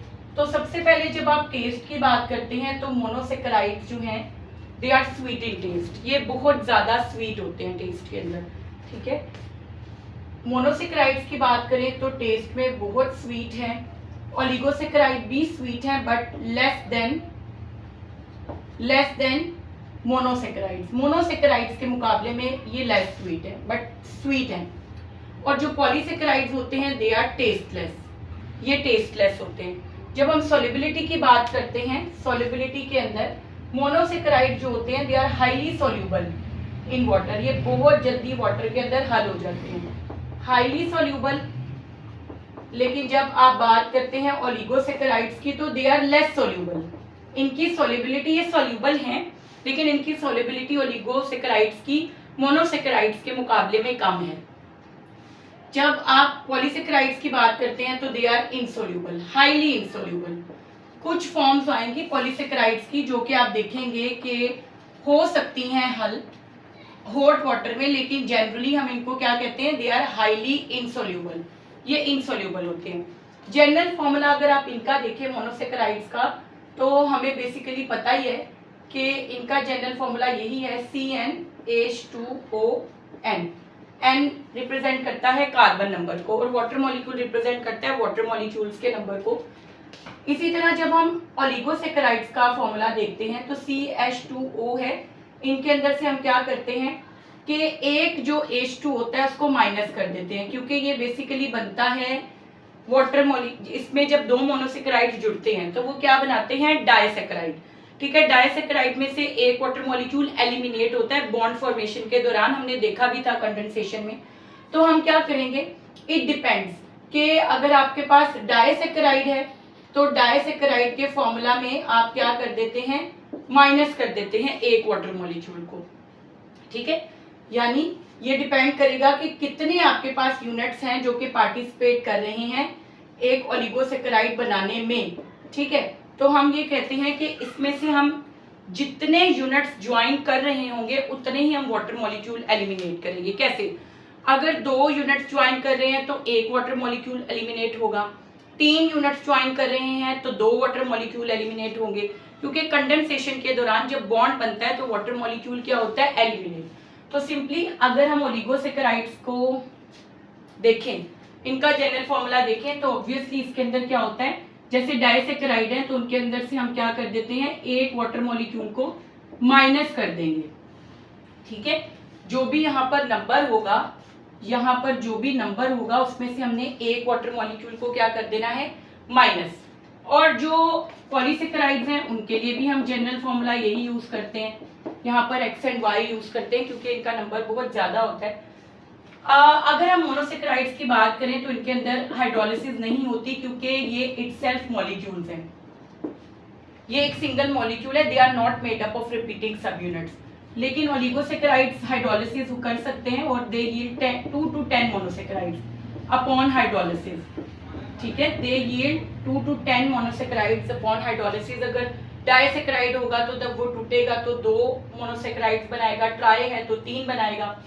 तो अगर आप बात करें पॉलीसैकेराइड्स की तो यील्ड बेसिकली मोर देन 10 जो है वो मोनोसैकेराइड यील्ड करते हैं अपॉन हाइड्रोलिसिस। इनकी भी हाइड्रोलिसिस होती है and they can yield up two thousands of क्या क्या है, मोनोसैकेराइड यूनिट्स। क्लासिफिकेशन जो है इनकी that is based upon the carbon number. इनकी क्लासिफिकेशन कार्बन नंबर की बेस पर होती है। C3 से लेकर C7 तक कार्बन नंबर एक मोनोसैकेराइड में मौजूद हो सकते हैं, जबकि ओलिगोसैकेराइड्स की क्लासिफिकेशन किसकी बेस पर होती है, नंबर ऑफ मोनोसैकेराइड सब यूनिट्स। ये इस बात पर हम इनको क्लासिफाई करते हैं कि कितने सब यूनिट्स मौजूद हैं एक ओलिगोसैकेराइड में। और इसी तरह जब आप पॉलीसैकेराइड्स की बात करते हैं तो हम पॉलीसैकेराइड्स की जो क्लासिफिकेशन है वो वेरियस बेसिस पे करते हैं। हम उनकी प्रेजेंस की बेस पर उनको क्लासिफाई करते हैं और उनकी रोल के बेस पर भी उनको क्लासिफाई करते हैं। तो ये जनरली हमने कुछ बात की about the types of the carbohydrates, कि ये जो कार्बोहाइड्रेट्स हैं जनरली इनकी ये वाली 3 टाइप्स हैं, ठीक है। और इनके अंदर हमने जनरल कंपैरिजन किया कि क्या क्या इनके जनरल फॉर्मूलाज हैं और क्या इनकी हाइड्रोलिसिस होती है या नहीं। अब 1 by 1 हम करेंगे इनको डिटेल में डिस्कस, ठीक है। 1 by 1 हमने इनको डिटेल में डिस्कस करना है। तो सबसे पहले हम स्टार्ट करते हैं फ्रॉम मोनोसैकेराइड्स। हम मोनोसैकेराइड से इनिशिएट करते हैं। जब हम मोनोसैकेराइड्स की बात करते हैं तो मोनो का मतलब ही सिंगल होता है। ये बेसिकली मोनोमर्स हैं, दे आर एक्चुअली मोनोमर्स, ठीक है। ये ज्वाइन हो के दूसरे टाइप्स के कार्बोहाइड्रेट्स बनाते हैं तो दे आर एक्चुअली मोनोमर्स। अच्छा, मोनोमर्स हैं, उसके अलावा स्वीट इन टेस्ट ऊपर भी हमने डिस्कस किया कि इनका टेस्ट जो है वो बहुत स्वीट होता है। फिर अगर आप देखें तो हाईली सोल्यूबल, पानी में बहुत जल्दी डिसॉल्व हो जाते हैं, ठीक है।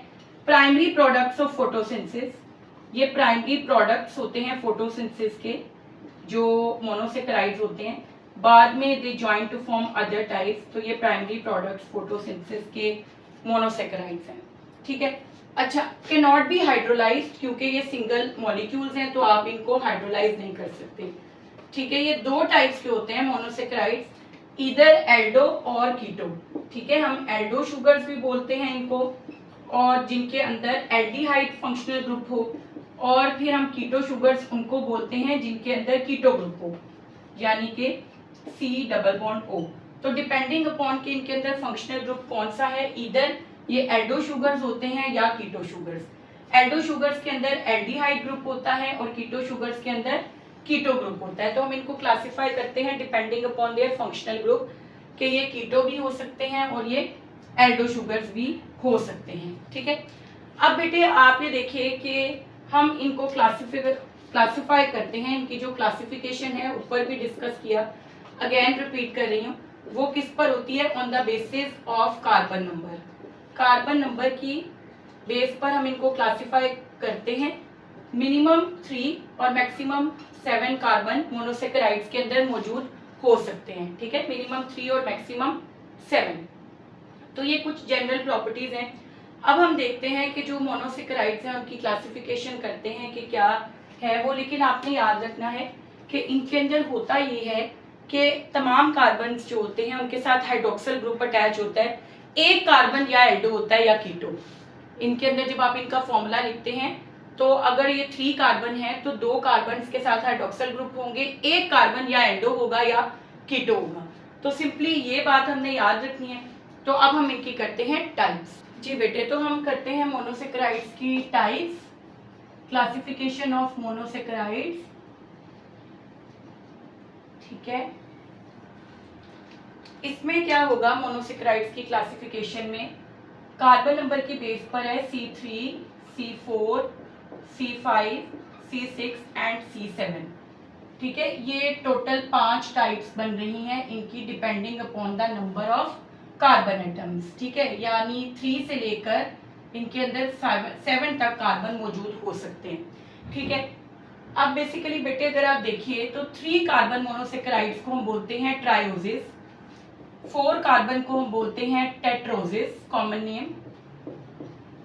जो 5 कार्बन है उनको हम बोलते हैं पेंटोसिस, हेक्सोसिस हम बोलते हैं 6 कार्बन को, और हेप्टोसिस हम बोलते हैं 7 कार्बन को, 7 कार्बन मोनोसेकेराइड्स को। अब इनमें होता ये है कि ये इन सारी शुगर्स की, ये जो 5 टाइप्स की है ना, 1, 2, 3, 4 एंड 5, यहाँ पर हमने क्या देखा, इनका कार्बन नंबर, कि इनके अंदर कार्बन नंबर क्या है। यहाँ पर आपने इनका जनरल या कॉमन नेम देख लिया कि इनका कॉमन नेम जो है कार्बन नंबर की बेस पर क्या है। अब इन सब शुगर्स की एल्डो फॉर्म्स भी हैं और इन सब शुगर्स की कीटो फॉर्म्स भी हैं, एल्डो भी हैं और कीटो फॉर्म्स भी हैं। तो लेट्स सी कि इनकी कौन कौन सी एल्डो फॉर्म्स हैं और कौन कौन सी इनकी कीटो फॉर्म्स हैं, ठीक है। अब हम वो भी देखते हैं, फिर हम इनका रोल भी देखेंगे। तो सबसे पहले देखते हैं इनकी एल्डो और कीटो फॉर्म। जो 3 कार्बन एल्डो शुगर है ना, उसकी एग्जांपल है ग्लिसरल्डिहाइड, ग्लिसरल्डिहाइड।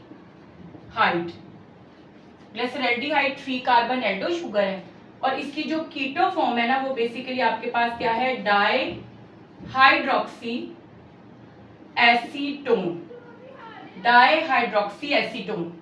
टेट्रोसिस में एल्डो शुगर जो है वो हमारे पास क्या आती है, टेट्रोस की जब आप बात करते हैं तो दैट इज एरिथ्रोज, और इसकी कीटो फॉर्म को हम बोलते हैं एरिथ्रोलोज। पेंटोसिस के अंदर 5 कार्बन पेंटो शुगर राइबोज है और कीटो शुगर की एग्जांपल है राइबोलोज। हेक्सोसिस के अंदर ग्लूकोज, गैलेक्टोज, मैनोज, ये सारी एग्जांपल्स हैं एल्डो शुगर्स की, जबकि फ्रक्टोज एक 6 कार्बन कीटो शुगर। ये हेप्टोज जो है वो अगर आप उसकी एल्डो फॉर्म की बात करेंगे तो दैट वुड बी, हमारे पास क्या आएगा, हेप्टोज ही है इसकी एल्डो फॉर्म और इसकी कीटो फॉर्म है हेप्टोलोज, ठीक है बेटा। तो ये हमारे पास आ जाती है about their aldo and keto forms. अब हम देखते हैं कि इनका ये प्रेजेंस कहाँ पर होती है या इनका रोल कहाँ पर है। ये सारी शुगर्स के जो आपने नाम पढ़े ये कहाँ पर मौजूद होती हैं और इनके रोल्स क्या क्या हैं। तो let's discuss about their roles. बेटे जब आप 3 कार्बन शुगर्स की बात करते हैं तो ये इंटरमीडिएट्स के तौर पर यूज होती हैं या बनती हैं रेस्पिरेशन और फोटोसिंथेसिस में। ये इंटरमीडिएट्स हैं ऑफ फोटोसिंथेसिस एंड रेस्पिरेशन। आपने बायोएनर्जेटिक्स चैप्टर डिटेल में देखा, आपको पता है कि फोटोसिंथेसिस में डायरेक्टली ग्लूकोज नहीं बनता बल्कि ग्लिसरल्डिहाइड फॉस्फेट बनता है। 2 बार केल्विन साइकिल रिपीट होता है, 2 ग्लिसरल्डिहाइड 3 फॉस्फेट बनते हैं, फिर वो ग्लूकोज बनाते हैं। इसी तरह जब ग्लूकोज की स्प्लिटिंग होती है तो पायरोवेट बनने से पहले डाईहाइड्रोक्सी एसीटोन और ग्लिसरल्डिहाइड 3 फॉस्फेट बनता है। ये रेयर है, ये रेयर इन नेचर है जो कि 4 कार्बन है, और ये कहाँ पर होती हैं? Intermediates in bacterial photosynthesis and respiration. ये जो बैक्टीरियल फोटोसिंथेसिस और रेस्पिरेशन है ना, उसके अंदर एज इंटरमीडिएट्स जो है वो प्रोड्यूस होते हैं। राइबोज बहुत कॉमन है बेटे, याद रखिएगा। ये जो पेंटोसिस है ना, ये वाली 5 कार्बन और 6 कार्बन, ये कॉमन है, ये ज्यादा कॉमन है। राइबोज जो होती है, आपको पता है कि राइबोज मौजूद होती है आरएनए में, और इसी की एक फॉर्म है डीऑक्सीराइबोज। डीऑक्सीराइबोज में से एक जो ऑक्सीजन एटम है वो रिमूव्ड होता है, और वो कहाँ पर मौजूद होती है? डीएनए में। यानी ये जो 5 कार्बन शुगर है ना, राइबोज, ये जो है वो किसका कॉन्स्टिट्यूएंट है? न्यूक्लिक एसिड्स का। राइबोज आरएनए में होती है और डीऑक्सीराइबोज कहाँ पर होती है? डीएनए में होती है। जबकि अगर हम बात करें राइबोलोज की, तो आपको पता है राइबोलोज कहाँ पर होती है? रुबिस्को राइबोलोज बिसफॉस्फेट कार्बोक्सिलेज जो होता है, वो राइबोलोज फॉस्फेट को बेसिकली कार्बन डाइऑक्साइड के साथ जोड़कर केल्विन साइकिल स्टार्ट करवाता है। तो राइबोलोज जो होती है वो केल्विन साइकिल का प्रिकर्सर होती है। ये 5 कार्बन शुगर है जो फोटोसिंथेसिस को इनिशिएट करवाती है, जहां पर राइबोलोज आपने पढ़ा भी हुआ है, राइबोलोज बिसफॉस्फेट, तो वो यही है 5 कार्बन कीटो शुगर। ये मोस्ट इंपॉर्टेंट है। हेक्सोसिस जो है, पेंटोसिस और हेक्सोसिस कॉमन है, लेकिन अगर आप इंपॉर्टेंट सबसे बात करें तो वो हेक्सोसिस है। ठीक है, हेक्सोसिस में ग्लूकोज जो है वो मेन आपका रेस्पिरेटरी सबस्ट्रेट है, यानी रेस्पिरेशन के दौरान जो हम एनर्जी लेते हैं वो डायरेक्टली ग्लूकोज की ब्रेकडाउन से ही लेते हैं।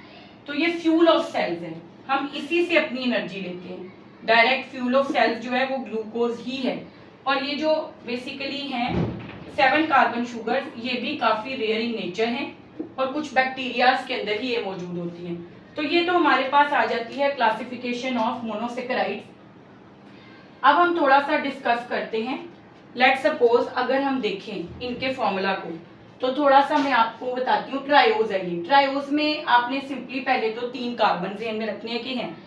फिर मैंने आपको बताया है कि इन 2 कार्बन के साथ तो ऑब्वियसली क्या मौजूद होगा? हाइड्रोक्सल ग्रुप, यानी वाटर। वाटर तो लाजमी मौजूद होगा। आपने हाइड्रोजन हाइड्रोक्सल, हाइड्रोजन हाइड्रोक्सल, क्योंकि वाटर तो मौजूद होता ही है। ये वाला जो है ना, समझे, ये तीसरा कार्बन जो है वो एल्डो है। यहाँ पर हमने कार्बन की वैलेंसी को भी पूरा करना है। एक हाइड्रोजन जो है वो आ गया यहाँ पर एक्स्ट्रा। तो ये क्या है? ये ट्रायोज है। ये ट्रायोज है, 3 कार्बन प्लस एल्डिहाइड है। ये फॉर्मूला जो है वो 3 कार्बन कीटो उसका एल्डो शुगर का है। देखिए बेटे, सिंपली इसके अंदर एक कार्बन जो है वो एल्डिहाइड ग्रुप का है, बाकी दोनों कार्बन के साथ जो है वो वाटर। वाटर मीन्स हाइड्रोजन और हाइड्रोक्सल। तो बेटे ये क्या कहलाएगी? This is glyceraldehyde. ये ग्लिसरल्डिहाइड है। इसी को अगर मैं कीटो फॉर्म में लिखना चाहूं तो CH2OH, C double bond O और CH2H। ये आपके पास क्या होता है? ये कीटो है। कीटो में एक कार्बन जो है वो C डबल बॉन्ड O है, वो हमेशा तकरीबन दूसरा कार्बन होता है। जो एल्डो शुगर्स होती है ना, उनके अंदर पहला ही कार्बन एल्डो होता है। एल्डो शुगर्स के अंदर पहला ही कार्बन एल्डो होता है। कीटो शुगर्स के अंदर दूसरा कार्बन होता है जो कि कीटो होता है, यानी दूसरा कार्बन कीटो ग्रुप वाला होगा। तो ये एक कीटो शुगर है जिसका नाम है डाई हाइड्रोक्सी एसीटोन। तो जब आपने, वैसे भी जरूरत नहीं है एमडीकैट में तो फॉर्मूला आपको लिखने के लिए नहीं आना, बस आपने इतना याद रखना है कि अगर एल्डिहाइड ग्रुप है तो एल्डो शुगर, और अगर कीटो ग्रुप है तो कीटो शुगर। तो ये 3 कार्बन शुगर थी जिसकी हमने एग्जांपल ली। अब बेटे होता ये है कि जब सॉल्यूशन में जाए ना, जब आप इन शुगर्स को पानी में डालते हैं, ठीक है, वैसे तो क्या होता है कि ये एग्जिस्ट करती हैं लीनियर फॉर्म में भी, लेकिन व्हेन इन सॉल्यूशन, जब ये सॉल्यूशन में होती है ना, तो 5 कार्बन और 6 कार्बन शुगर्स रिंग बनाती हैं। 5 carbon and 6 carbon sugars form ring. ये ना रिंग बना लेती हैं, जब आप इनको डालते हैं सॉल्यूशन में ये रिंग बना लेते हैं। ठीक है, 5 कॉर्नर्ड रिंग भी बनाते हैं कुछ शुगर्स, 5 कॉर्नर्ड रिंग बनाती हैं। जो 5 कॉर्नर्ड रिंग होती है उसको हम क्या बोलते हैं? बेसिकली फ्यूरैन। और कुछ शुगर जो होती हैं वो 6 कॉर्नर्ड रिंग बनाती हैं, और 6 कॉर्नर्ड रिंग्स को हम क्या बोलते हैं? बेसिकली पायरैन। पायरैन की टर्म हम यूज करते हैं 6 कॉर्नर्ड रिंग के लिए। जैसे ही जो 5 कार्बन और 6 कार्बन शुगर्स हैं उनको वाटर में आप ऐड करते हैं तो ये रिंग फॉर्म में आ जाती हैं, और 5 कॉर्नर रिंग को हम बोलते हैं फ्यूरैन और 6 कॉर्नर रिंग को हम क्या बोलते हैं, पायरैन। अब बेटे आप ये देखिए, लेट्स सपोज कि ये ग्लूकोज है हमारे पास ना, यहाँ पर मैं आपको बताती हूँ ग्लूकोज है। ग्लूकोज जो है वो एक 3 कार्बन शुगर है, 6 कार्बन, 1 2 3 4 5 6। एक पहला कार्बन तो एल्डो हो गया, मैंने आपको पहले भी बताया था। बाकी सबके साथ क्या है, हाइड्रोक्सल और हाइड्रोजन। लेकिन यहाँ पर ये है कि कार्बन नंबर 3 के ऊपर जो होता है वो लोकेशन जो होती है या पोजीशन जो होती है OH ग्रुप की वो पहले होती है, ठीक है। सिर्फ ये एक चेंज आता है कार्बन नंबर 3 पे, बाकी सारा इसी तरह है। हाइड्रोजन हाइड्रोक्सल वाटर ऐड करना है ना, हाइड्रोजन हाइड्रोक्सल, और आखिरी कार्बन के साथ एक इजाफी हाइड्रोजन आ रहा है क्योंकि कार्बन की वैलेंसी भी पूरी करनी है। ये एक 6 कार्बन शुगर है, देखिए 6 कार्बन आपने पहले ड्रॉ कर लिए। फिर उसके बाद क्या हुआ कि पहला जो कार्बन है वो एल्डो है, और याद रखना है तीसरे कार्बन के ऊपर हाइड्रोक्सल पहले।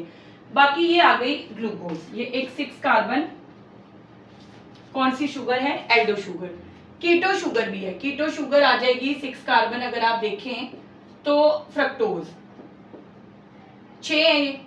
अब पहला जो होगा ऑब्वियसली और जो आखिरी होगा वो इस तरह होगा CH2OH, ये कीटोनिक आ गया। बाकी सबके अंदर जो है वो इसी तरह, ये हमारे पास किसका फॉर्मूला आ गया, फ्रक्टोज का। बेटे एट दिस लेवल जब आप MCQ का एग्जाम दे रहे हैं आपको फॉर्मूलाज मेमोराइज करना यहाँ पर नीडेड नहीं है, लेकिन क्योंकि मैंने इन चीज़ों से आपको कुछ बातें एक्सप्लेन कर ली हैं इसलिए मैं यहाँ पर ये लिख रही हूँ। तो सिंपली बेटे एग्जांपल्स थी कि ये आपके पास कीटो और एल्डो शुगर है। अब देखिए जब ये पानी में जाएंगी ना तो ये क्या बना लेंगी, रिंग बना लेंगी। अब उस रिंग से हमें पता चलेगा कि L शुगर्स कौन सी होती हैं, D शुगर्स कौन सी होती हैं, फिर उसके बाद अल्फा शुगर कौन सी होती है, बीटा शुगर कौन सी होती है।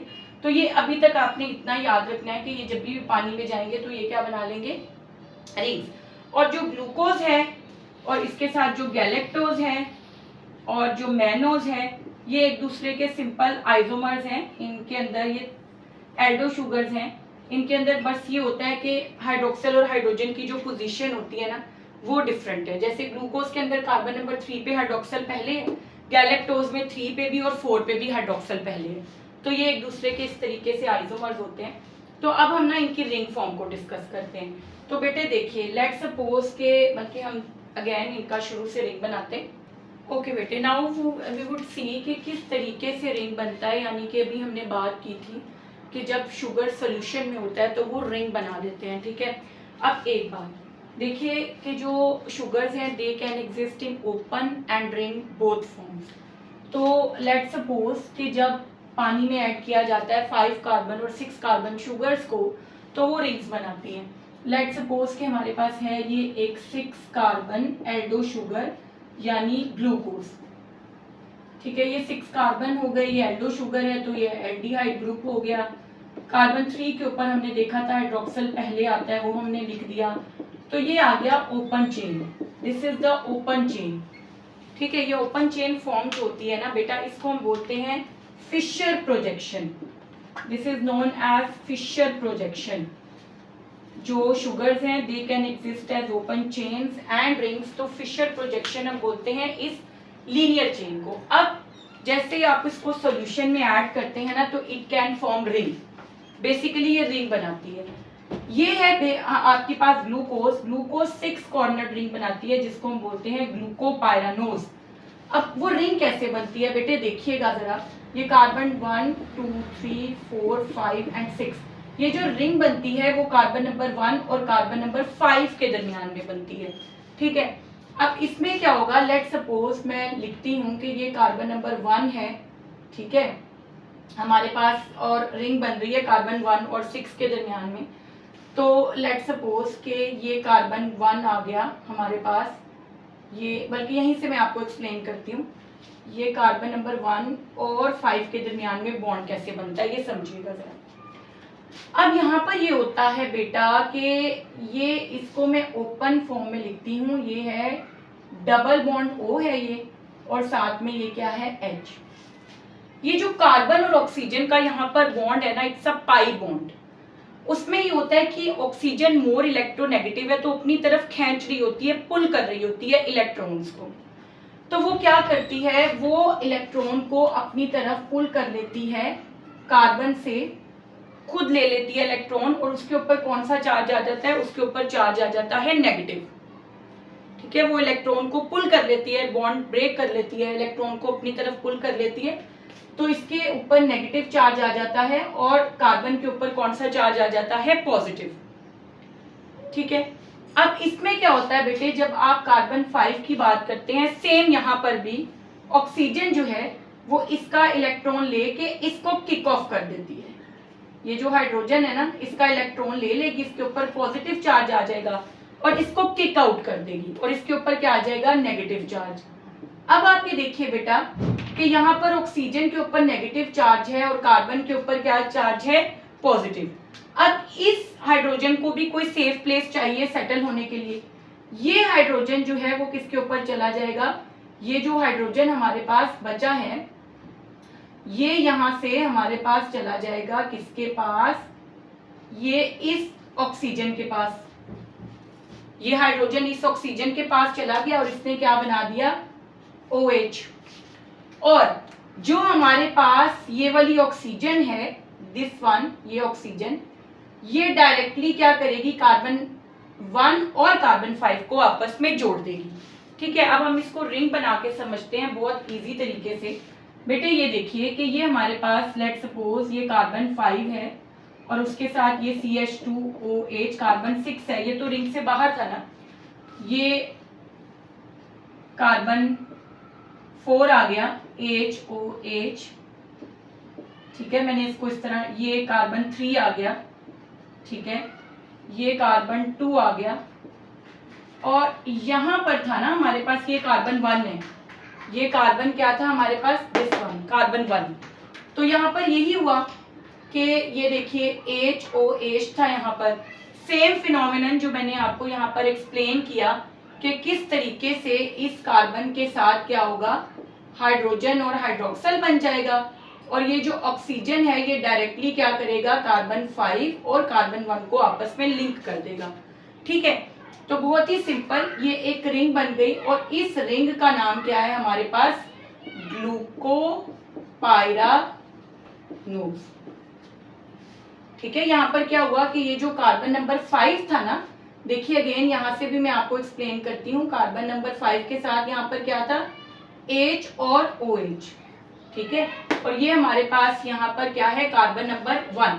कार्बन नंबर 1 किस तरह था, अभी जब तक ये बॉन्ड नहीं बना था, कार्बन 1 इस तरह था, C डबल बॉन्ड O और इस तरह से यहाँ पर इसके साथ क्या था, H।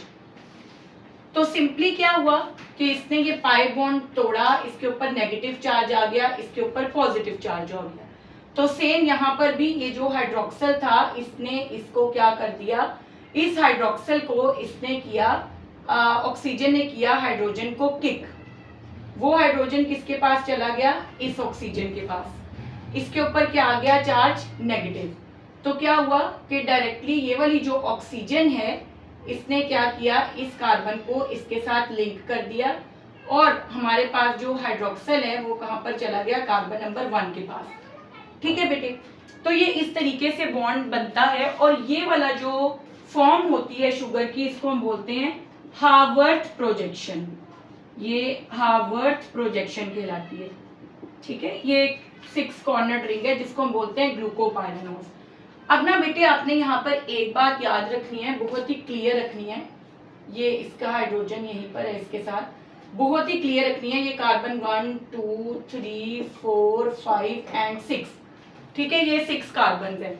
अब देखिए यहाँ पर ना हमारे पास स्ट्रक्चरल आइसोमर्स आते हैं, स्ट्रक्चरल आइसोमर्स, यानी अगर कार्बन नंबर 1 के ऊपर हाइड्रोक्सल ग्रुप ऊपर है, हम ये कह सकते हैं कि कार्बन 1 के हाइड्रोक्सल और कार्बन नंबर 5 के साथ ये जो कार्बन 6 अटैच्ड है इसका हाइड्रोक्सल अगर सेम डायरेक्शन में हो तो हम इस शुगर को बीटा शुगर कहते हैं। और इसको बहुत आसान तरीका समझने का मैं आपको बताती हूँ। अगर कार्बन नंबर 1 पर हाइड्रोक्सल ऊपर है और हाइड्रोजन नीचे है तो इस शुगर को हम क्या नाम देंगे, बीटा शुगर। लेकिन इसको मैं यहीं पर ड्रॉ करती हूँ कि अगर ये लेट सपोज हमारे पास ये कार्बन नंबर 1 है, carbon number 1 hydrogen hydroxyl, hydrogen hydroxyl carbon 2 carbon 3 पे हाइड्रोक्सल पहले, हाइड्रोजन बाद में, हाइड्रोजन हाइड्रोक्सल, फिर यहाँ पर CH2OH और ये हाइड्रोजन बॉन्ड मैंने आपको क्लैरिफाई किया कि कैसे बना है। अगर आपको ना समझ आए तो आप कमेंट कर सकते हैं, मैं अगेन स्पेसिफिकली इस पे एक शॉर्ट वीडियो बना दूंगी कि रिंग्स बनती कैसे हैं। तो बेटा यहाँ पर आप ये देखिए, ये वाली भी एक 6 कार्बन शुगर है, लेकिन यहाँ पर क्या है कि कार्बन नंबर 1 पर जो हाइड्रोजन है वो ऊपर है, हाइड्रोक्सल नीचे है, यानी कार्बन 1 के ऊपर हाइड्रोक्सल और कार्बन 5 के साथ जो कार्बन 6 अटैच है उसके हाइड्रोक्सल की डायरेक्शन अलग है, ऑपोजिट है। तो हम इसको क्या बोलते हैं, अल्फा शुगर। बेटे आसान याद रखने का तरीका ये है कि आपने कार्बन 1 को देखना है, अगर हाइड्रोक्सल ऊपर है तो बीटा शुगर है, और अगर हाइड्रोक्सल नीचे है तो वो क्या कहलाएगी, अल्फा शुगर। सिंपल ये याद रखें, अगर ऊपर है कार्बन 1 पे हाइड्रोक्सल तो बीटा, और अगर नीचे है तो अल्फा। लेकिन लॉजिकली हम क्या देख रहे होते हैं कि अगर कार्बन 1 के हाइड्रोक्सल और कार्बन 5 के ऊपर ये जो कार्बन 6 का हाइड्रोक्सल है ये सेम डायरेक्शन में है तो अल्फा, और अगर बीटा, और अगर ऑपोजिट डायरेक्शन में है तो अल्फा। तो ये भी लॉजिकली आपको पता होना चाहिए, क्योंकि वो इस तरह भी एमसीक्यूज पूछ सकते हैं कि अगर कार्बन 1 और जो ये कार्बन 6 का हाइड्रोक्सल जो है वो ऑपोजिट डायरेक्शन में है तो कौन सी शुगर है, अल्फा, और अगर सेम है तो बीटा। लेकिन अगर उन्होंने ड्रॉ करके पूछा हुआ है तो आपने कार्बन 1 को देखना है, हाइड्रोक्सल ऊपर है तो बीटा शुगर, और अगर नीचे है तो अल्फा। और हम इन दोनों को एक दूसरे के क्या बोलते हैं, स्ट्रक्चरल आइसोमर्स। और बेटे लीनियर फॉर्म के लिए हम जो लीनियर फॉर्म होती है उसको फिशर प्रोजेक्शन कहते हैं, और जो रिंग फॉर्म होती है उसको हम कहते हैं हावर्थ प्रोजेक्शन। ठीक है बेटा, तो ये आ गए स्ट्रक्चरल आइसोमर्स। अब हमारे पास स्ट्रक्चरल आइसोमर्स के अलावा फंक्शनल आइसोमर्स भी होते हैं। ठीक है, एक होते हैं फंक्शनल आइसोमर्स रिंग फॉर्म में। फंक्शनल आइसोमर्स में क्या होता है, उनका जो फंक्शनल ग्रुप होता है ना वो वेरी कर रहा होता है, यानी एल्डो और कीटो। जैसे अभी आपने ये ड्रॉ किया है ना, तो ये एक एल्डो शुगर है, ये जो ग्लूकोज है इसके अंदर ऑब्वियसली एल्डिहाइड ग्रुप है, तो ये कौन सा है, ये एल्डो शुगर है। ठीक है, इसी की अगर आप एक और कीटो शुगर देखें तो उसका नाम फ्रक्टोज है, और ये ग्लूकोज और फ्रक्टोज एक दूसरे के फंक्शनल आइसोमर्स हैं। क्योंकि ग्लूकोज मैंने अभी ऊपर ड्रॉ किया है, मैं नीचे सिर्फ फ्रक्टोज ड्रॉ करती हूँ। तो जब हम फ्रक्टोज की बात करते हैं तो फ्रक्टोज जो होता है वो है तो 6 कार्बन शुगर, लेकिन वो 5 कॉर्नर रिंग बनाता है, अनलाइक ग्लूकोज। इसकी जो रिंग होती है वो 5 कॉर्नर होती है, और यहाँ पर कार्बन 1 और कार्बन 6 दोनों ही चेन से बाहर होते हैं। ठीक है, जैसे ये कार्बन आपके पास जो 6 है, यहाँ पर लेट्स सपोज हम कहते हैं कि ये है C, कार्बन नंबर 1 है लेट्स सपोज OH, CH2OH, फिर यहाँ पर हाइड्रोजन हाइड्रोक्सल, 3 पर हाइड्रोक्सल हाइड्रोजन, कार्बन नंबर 4 जो है वहां पर आ गया, और ये आ गया CH2OH। तो बेटे देखिए, अगर हमारे पास क्या है कि अगेन यहाँ पर आपने देखना है कि ये एक कीटो शुगर है, इसमें कार्बन 6 है, 1 2 3 4।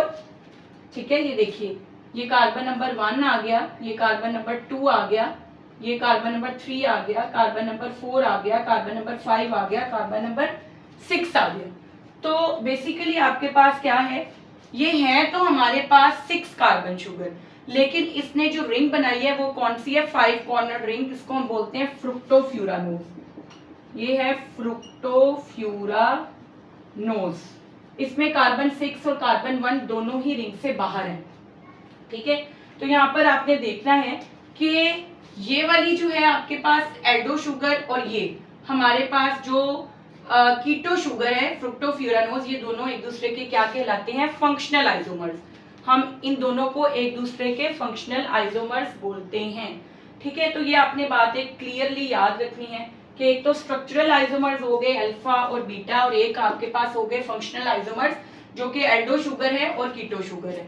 तो फ्रुक्टोफ्यूरानोज एक कीटो शुगर है, लेकिन इसके कार्बन 1 और कार्बन 6 दोनों ही रिंग से बाहर हैं। अब बेटे एक होते हैं इनएंशियोमर्स। इनएंशियोमर्स कौन से होते हैं, डी एंड एल शुगर। तो हम इनएंशियोमर्स देखते हैं। जी बेटे, तो हम इनएंशियोमर्स देखते हैं। तो इनएंशियोमर्स के अंदर ना हमारे पास होते हैं एक डी शुगर्स और एक एल शुगर्स। ठीक है, एक हमारे पास होते हैं डेक्स्ट्रो और दूसरा होते हैं लीवो शुगर्स। डी शुगर्स होते हैं जिनको हम बोलते हैं राइट हैंडेड शुगर्स, और नॉर्मली ये नेचुरली अकरिंग है और हमारी बॉडी में होते हैं। ये डी शुगर्स राइट हैंडेड है, इनको हम डेक्स्ट्रो बोलते हैं, और जो है ये नेचुरली अकरिंग है, हमारी बॉडी में होते हैं और इनके एंजाइम्स भी मौजूद होते हैं। और एक हमारे पास होते हैं एल शुगर्स।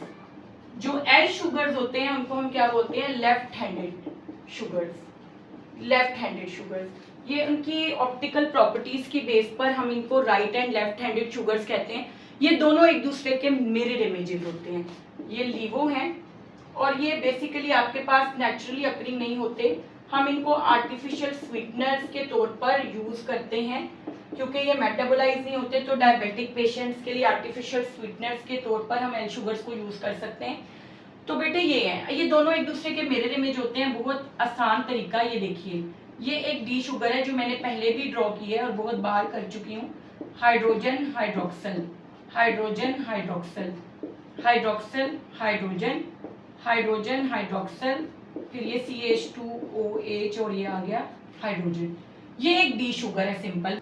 तो बेटे ये देखिए कि इसका बिल्कुल मिरर इमेज जो है वो एल शुगर्स हैं। ठीक है, वो किस तरह होंगी कि यहाँ पर कार्बन नंबर 1 आ गया, hydrogen hydroxyl, hydrogen hydroxyl, carbon number 3 पे हाइड्रोक्सल पहले, हाइड्रोजन बाद में, फिर हाइड्रोजन हाइड्रोक्सल, फिर हाइड्रोजन और CH2OH।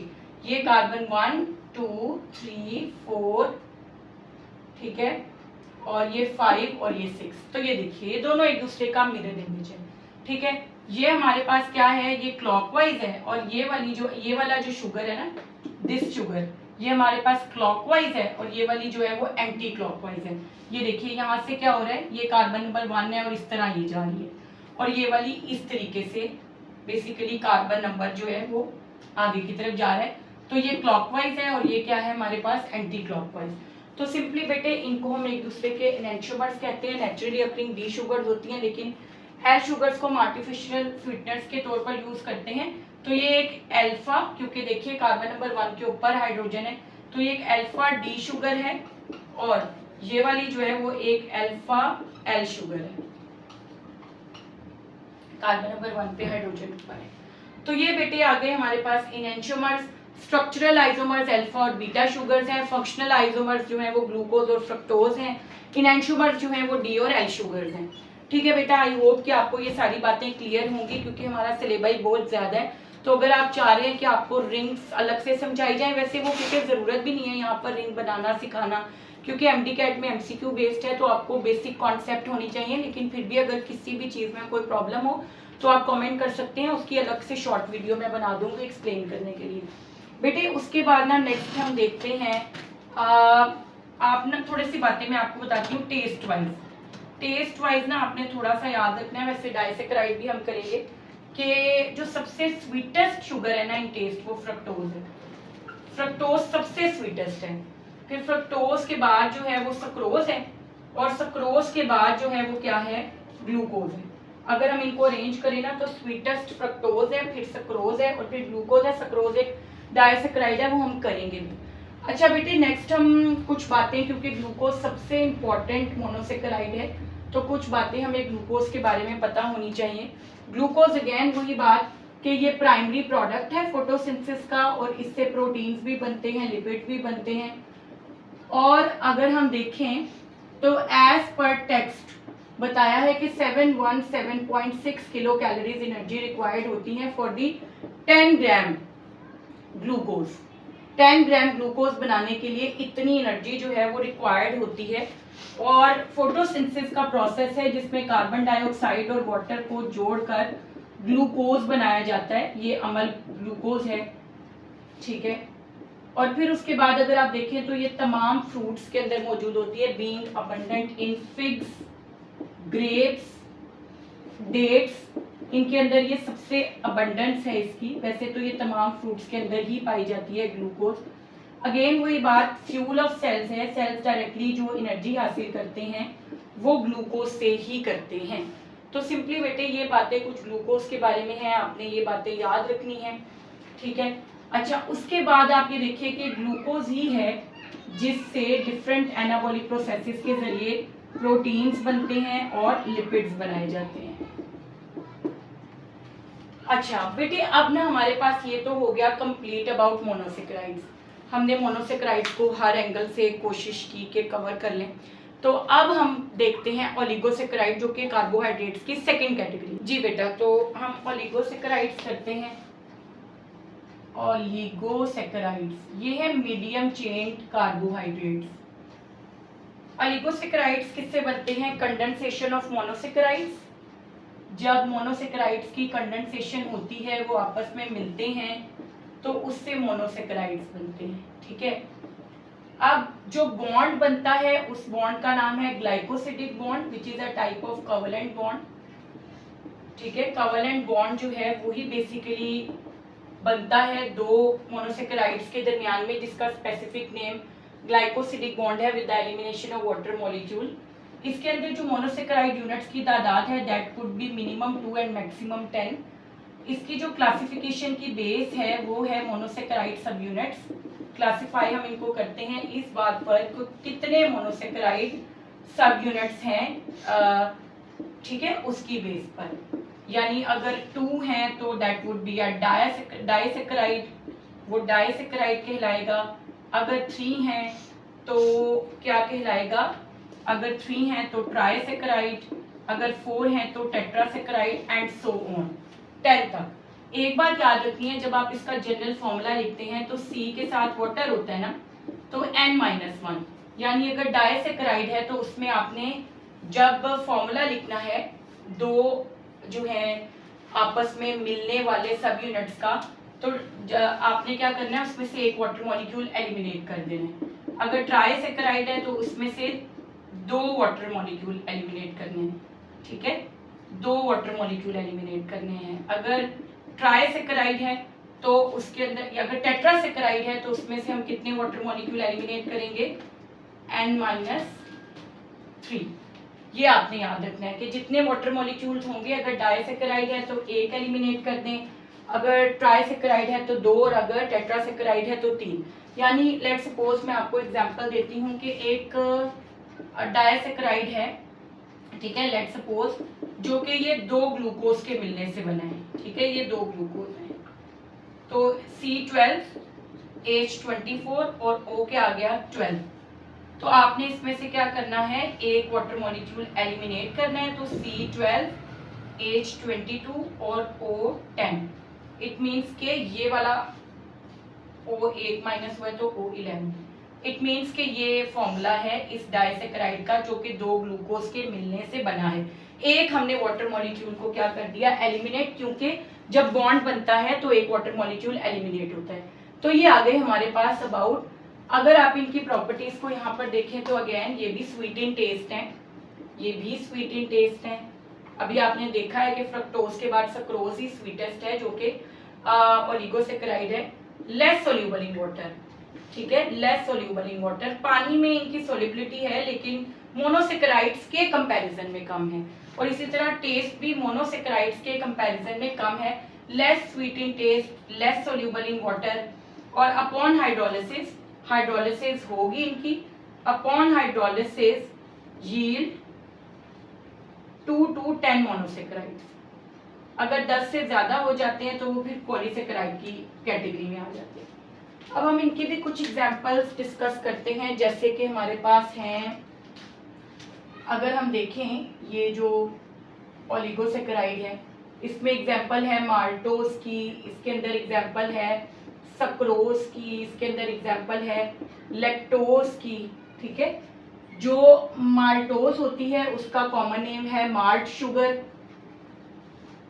सक्रोज को हम केन शुगर बोलते हैं क्योंकि ये शुगर केन में होती है, और ये टेबल शुगर भी है। हम जो चीनी इस्तेमाल करते हैं वो गन्ने से बनाई जाती है और वो सक्रोज ही होती है। जो लैक्टोज होती है वो मिल्क में होती है और इसको हम बोलते हैं बेसिकली मिल्क शुगर, ये मिल्क शुगर कहलाती है। अगर हम देखें तो इनके सब यूनिट्स क्या होते हैं, माल्टोज के अंदर अल्फा ग्लूकोज होते हैं, 2 अल्फा ग्लूकोज होते हैं जो आपस में कंडेंस होते हैं। सक्रोज के अंदर क्या होता है, alpha glucose plus alpha fructose, ये होते हैं जो कि आपस में ज्वाइन करते हैं। लैक्टोज की अगर आप बात करते हैं तो इसके अंदर क्या होता है, बीटा गैलेक्टोज प्लस इसके अंदर मौजूद होगा अल्फा ग्लूकोज। ठीक है, ये हमारे पास आता है अबाउट लैक्टोज।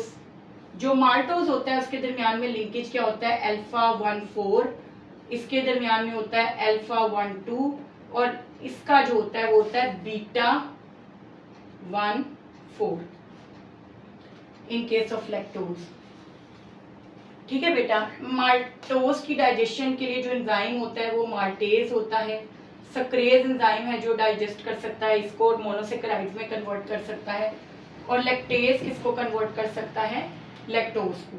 तो ये बेटे अबाउट, अगर हम माल्टोज को देखें तो ये फ्रूट्स में होती है, ये ग्रेन्स में होती है, ये कुछ सीरियल्स में भी पाई जाती है, और शुगर केन के अंदर जो है वो क्या मौजूद होती है, सक्रोज, और मिल्क के अंदर क्या मौजूद होती है, बेसिकली लैक्टोज। ये इनकी प्रेजेंस का भी आप देख सकते हैं। अच्छा बेटे ये देखिएगा ज़रा, ये हमने किया है अबाउट मोनोसेकेराइड्स, जिसके अंदर ये कुछ ओलिगोसेकेराइड्स, ये एग्जांपल्स हैं, ये उनके कॉमन नेम्स थे, ये उनके सब यूनिट्स थे कि कौन कौन से हैं, ये उनके लिंकेजेस थे, ये उनके एंजाइम्स जो कि इनको सब यूनिट्स में ब्रेक कर सकते हैं, और ये उनकी प्रेजेंस। ठीक है, ये अबाउट ओलिगोसेकेराइड्स हैं। अब बेटे एक आधा हम ड्रॉ करके भी देख लेते हैं ताकि आपको पता चल जाए कि ग्लाइकोसिडिक बॉन्ड बनता कैसे है। ठीक है, तो फिर हमारा लास्ट टॉपिक रह जाएगा अबाउट जो कार्बोहाइड्रेट्स का लास्ट टॉपिक हमारा रह जाएगा पॉलीसेकेराइड्स, फिर प्रोटीन्स हैं, लिपिड्स हैं, न्यूक्लिक एसिड्स हैं। खैर अब हम इनको ड्रॉ करके देखते हैं।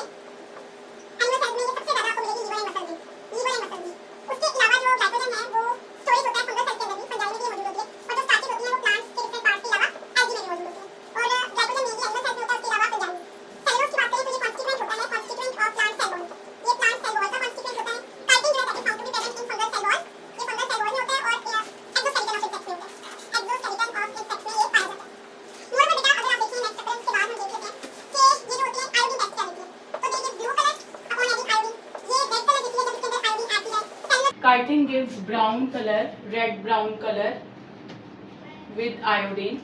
फिर अगर हम देखें तो बेसिकली स्टार्च के अंदर अगर हम देखें तो लिंकेज कौन सा है, तो स्टार्च की ना 2 फॉर्म्स होती हैं, एक अमाइलोज और एक अमाइलोपेक्टिन। वो इन दोनों का मिक्सचर है। जो अमाइलोज होती है ना वो हमारे पास होती है, बेसिकली अमाइलोज की बात अगर आप करेंगे तो वो होती है अनब्रांच्ड, और उसके अंदर जो लिंकेज होता है वो होता है अल्फा 1,4 लिंकेज, और ये सोल्यूबल होती है इन हॉट वाटर। ठीक है, और इसके अलावा इसमें होती है अमाइलोपेक्टिन। जब हम अमाइलोपेक्टिन की बात करते हैं तो वो होती है ब्रांच्ड,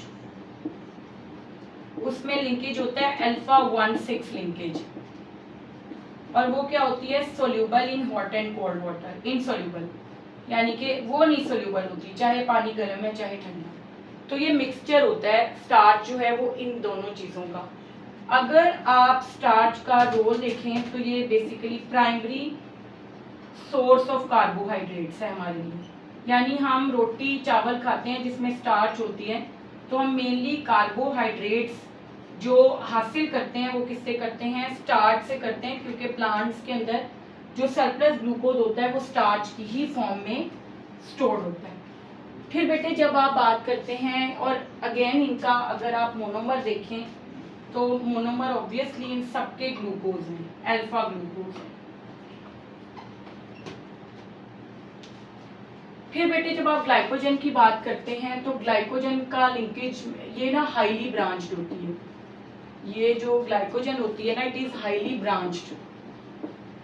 इसके अंदर भी अल्फा 1,4 लिंकेजेस भी होते हैं, लेकिन इसके अंदर अल्फा 1,6 लिंकेजेस बहुत ज़्यादा होते हैं। अल्फा 1,6 लिंकेजेस जो होते हैं वो ज़्यादा होते हैं, जिसकी वजह से इजी टू क्लीव, इसके ऊपर बहुत सारी साइट्स होती हैं जिससे इसको तोड़ना ज़रा आसान होता है स्टार्च के मुकाबले में। तो ग्लाइकोजन हाईली ब्रांच्ड होती है और अपना सरप्लस ग्लूकोज एनिमल्स इसी फॉर्म में स्टोर करते हैं। अगर आप रोल देखें तो स्टोरेज ऑफ ग्लूकोज, ठीक है, इन एनिमल्स मेनली, या फिर फंजाई, वो ग्लाइकोजन की फॉर्म में होता है, और इसके मोनोमर्स भी क्या हैं, अल्फा ग्लूकोज। फिर बेटे जब आप सेलुलोज की बात करते हैं तो सेलुलोज जो होता है वो अनब्रांच्ड होता है, वो अनब्रांच्ड होता है और उसके अंदर होता है बीटा 1,4 लिंकेज, बीटा 1,4 लिंकेज। ठीक है, इसके अंदर होते ग्लूकोज है लेकिन उनके दरमियान में बीटा लिंकेज होता है। ऑल्टरनेटिवली ना बीटा ग्लूकोज होता है, फिर उसके बाद अल्फा ग्लूकोज, तो ये ऑल्टरनेटिवली रिपीट हो रहे होते हैं, तो बीटा लिंकेजेस इसके अंदर मौजूद होते हैं, जिसकी वजह से अमाइलेज जो कि स्टार्च को तोड़ सकता है वो सेलुलोज को नहीं तोड़ पाता, क्योंकि इसके अंदर बीटा 1,4 लिंकेजेस मौजूद हैं। अगर आप इसकी ब्रेकडाउन करते हैं ना सेलुलोज की, सेलुलेज एंजाइम करता है, एंजाइम का भी जिक्र हम कर लेते हैं, यहाँ पर नज़र तो आ ही जाएगा। एंजाइम की अगर आप बात करते हैं ना तो यहाँ पर एंजाइम जो होता है जो कि ब्रेक करता है इसको, उसका नाम तो क्या है बेटा, अमाइलेज। जो ग्लाइकोजन को ब्रेक डाउन करता है वो है ग्लाइकोसाइडेज, अल्फा ग्लाइकोसाइडेज।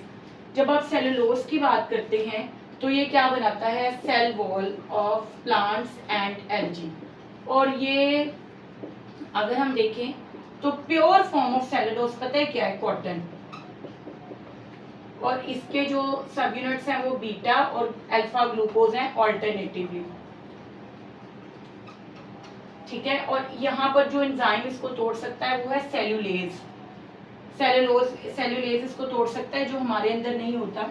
हाँ, कुछ हर्बीवोर्स की गट में, हर्बीवोर्स के तमाम की गट में बैक्टीरिया रहते हैं जो उनको सेलुलेज बना के देते हैं, तो उनमें ये हो सकता है डाइजेस्ट। जैसे जो अमाइलेज टूटता है ना, तो वो अमाइलेज जब तोड़ता है स्टार्च को तो माल्टेज बनाता है, इसी तरह जब सेलुलेज सेलुलोज को तोड़ता है ना तो एक डाइसैकेराइड बनती है जिसको हम बोलते हैं सेलोबायोज।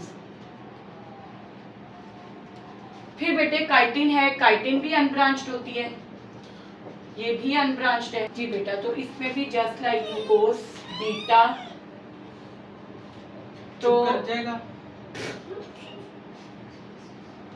तो बेटा इसमें भी जस्ट लाइक ग्लूकोज बीटा 1,4।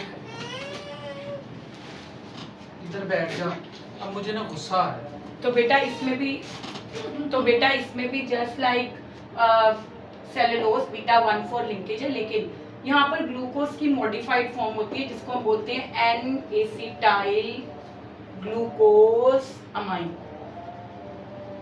ये पॉलीमर होता है एन एसिटाइल ग्लूकोज अमाइन का, जो कि क्या होता है बीटा ग्लूकोज, लेकिन मॉडिफाइड होता है एन एसिटाइल ग्लूकोज अमाइन। और बेटे ये कहाँ पर होता है, फंगल सेल वॉल। ऊपर भी जिक्र किया था कि फंगल सेल वॉल ये बनाता है, ठीक है। एक्सोस्केलेटन ऑफ इंसेक्ट्स के अंदर ये मौजूद होता है। तो ये पॉलीमर है एन एसिटाइल ग्लूकोज अमाइन का, और इसको भी ब्रेक डाउन करने के लिए एंजाइम मौजूद नहीं है। तो बेटे ये थे कंप्लीट हमारे पास अबाउट कार्बोहाइड्रेट्स। तो हम नेक्स्ट टॉपिक स्टार्ट करते हैं प्रोटीन्स, लेकिन नेक्स्ट लेक्चर में। टेक केयर, अल्लाह हाफ़िज़।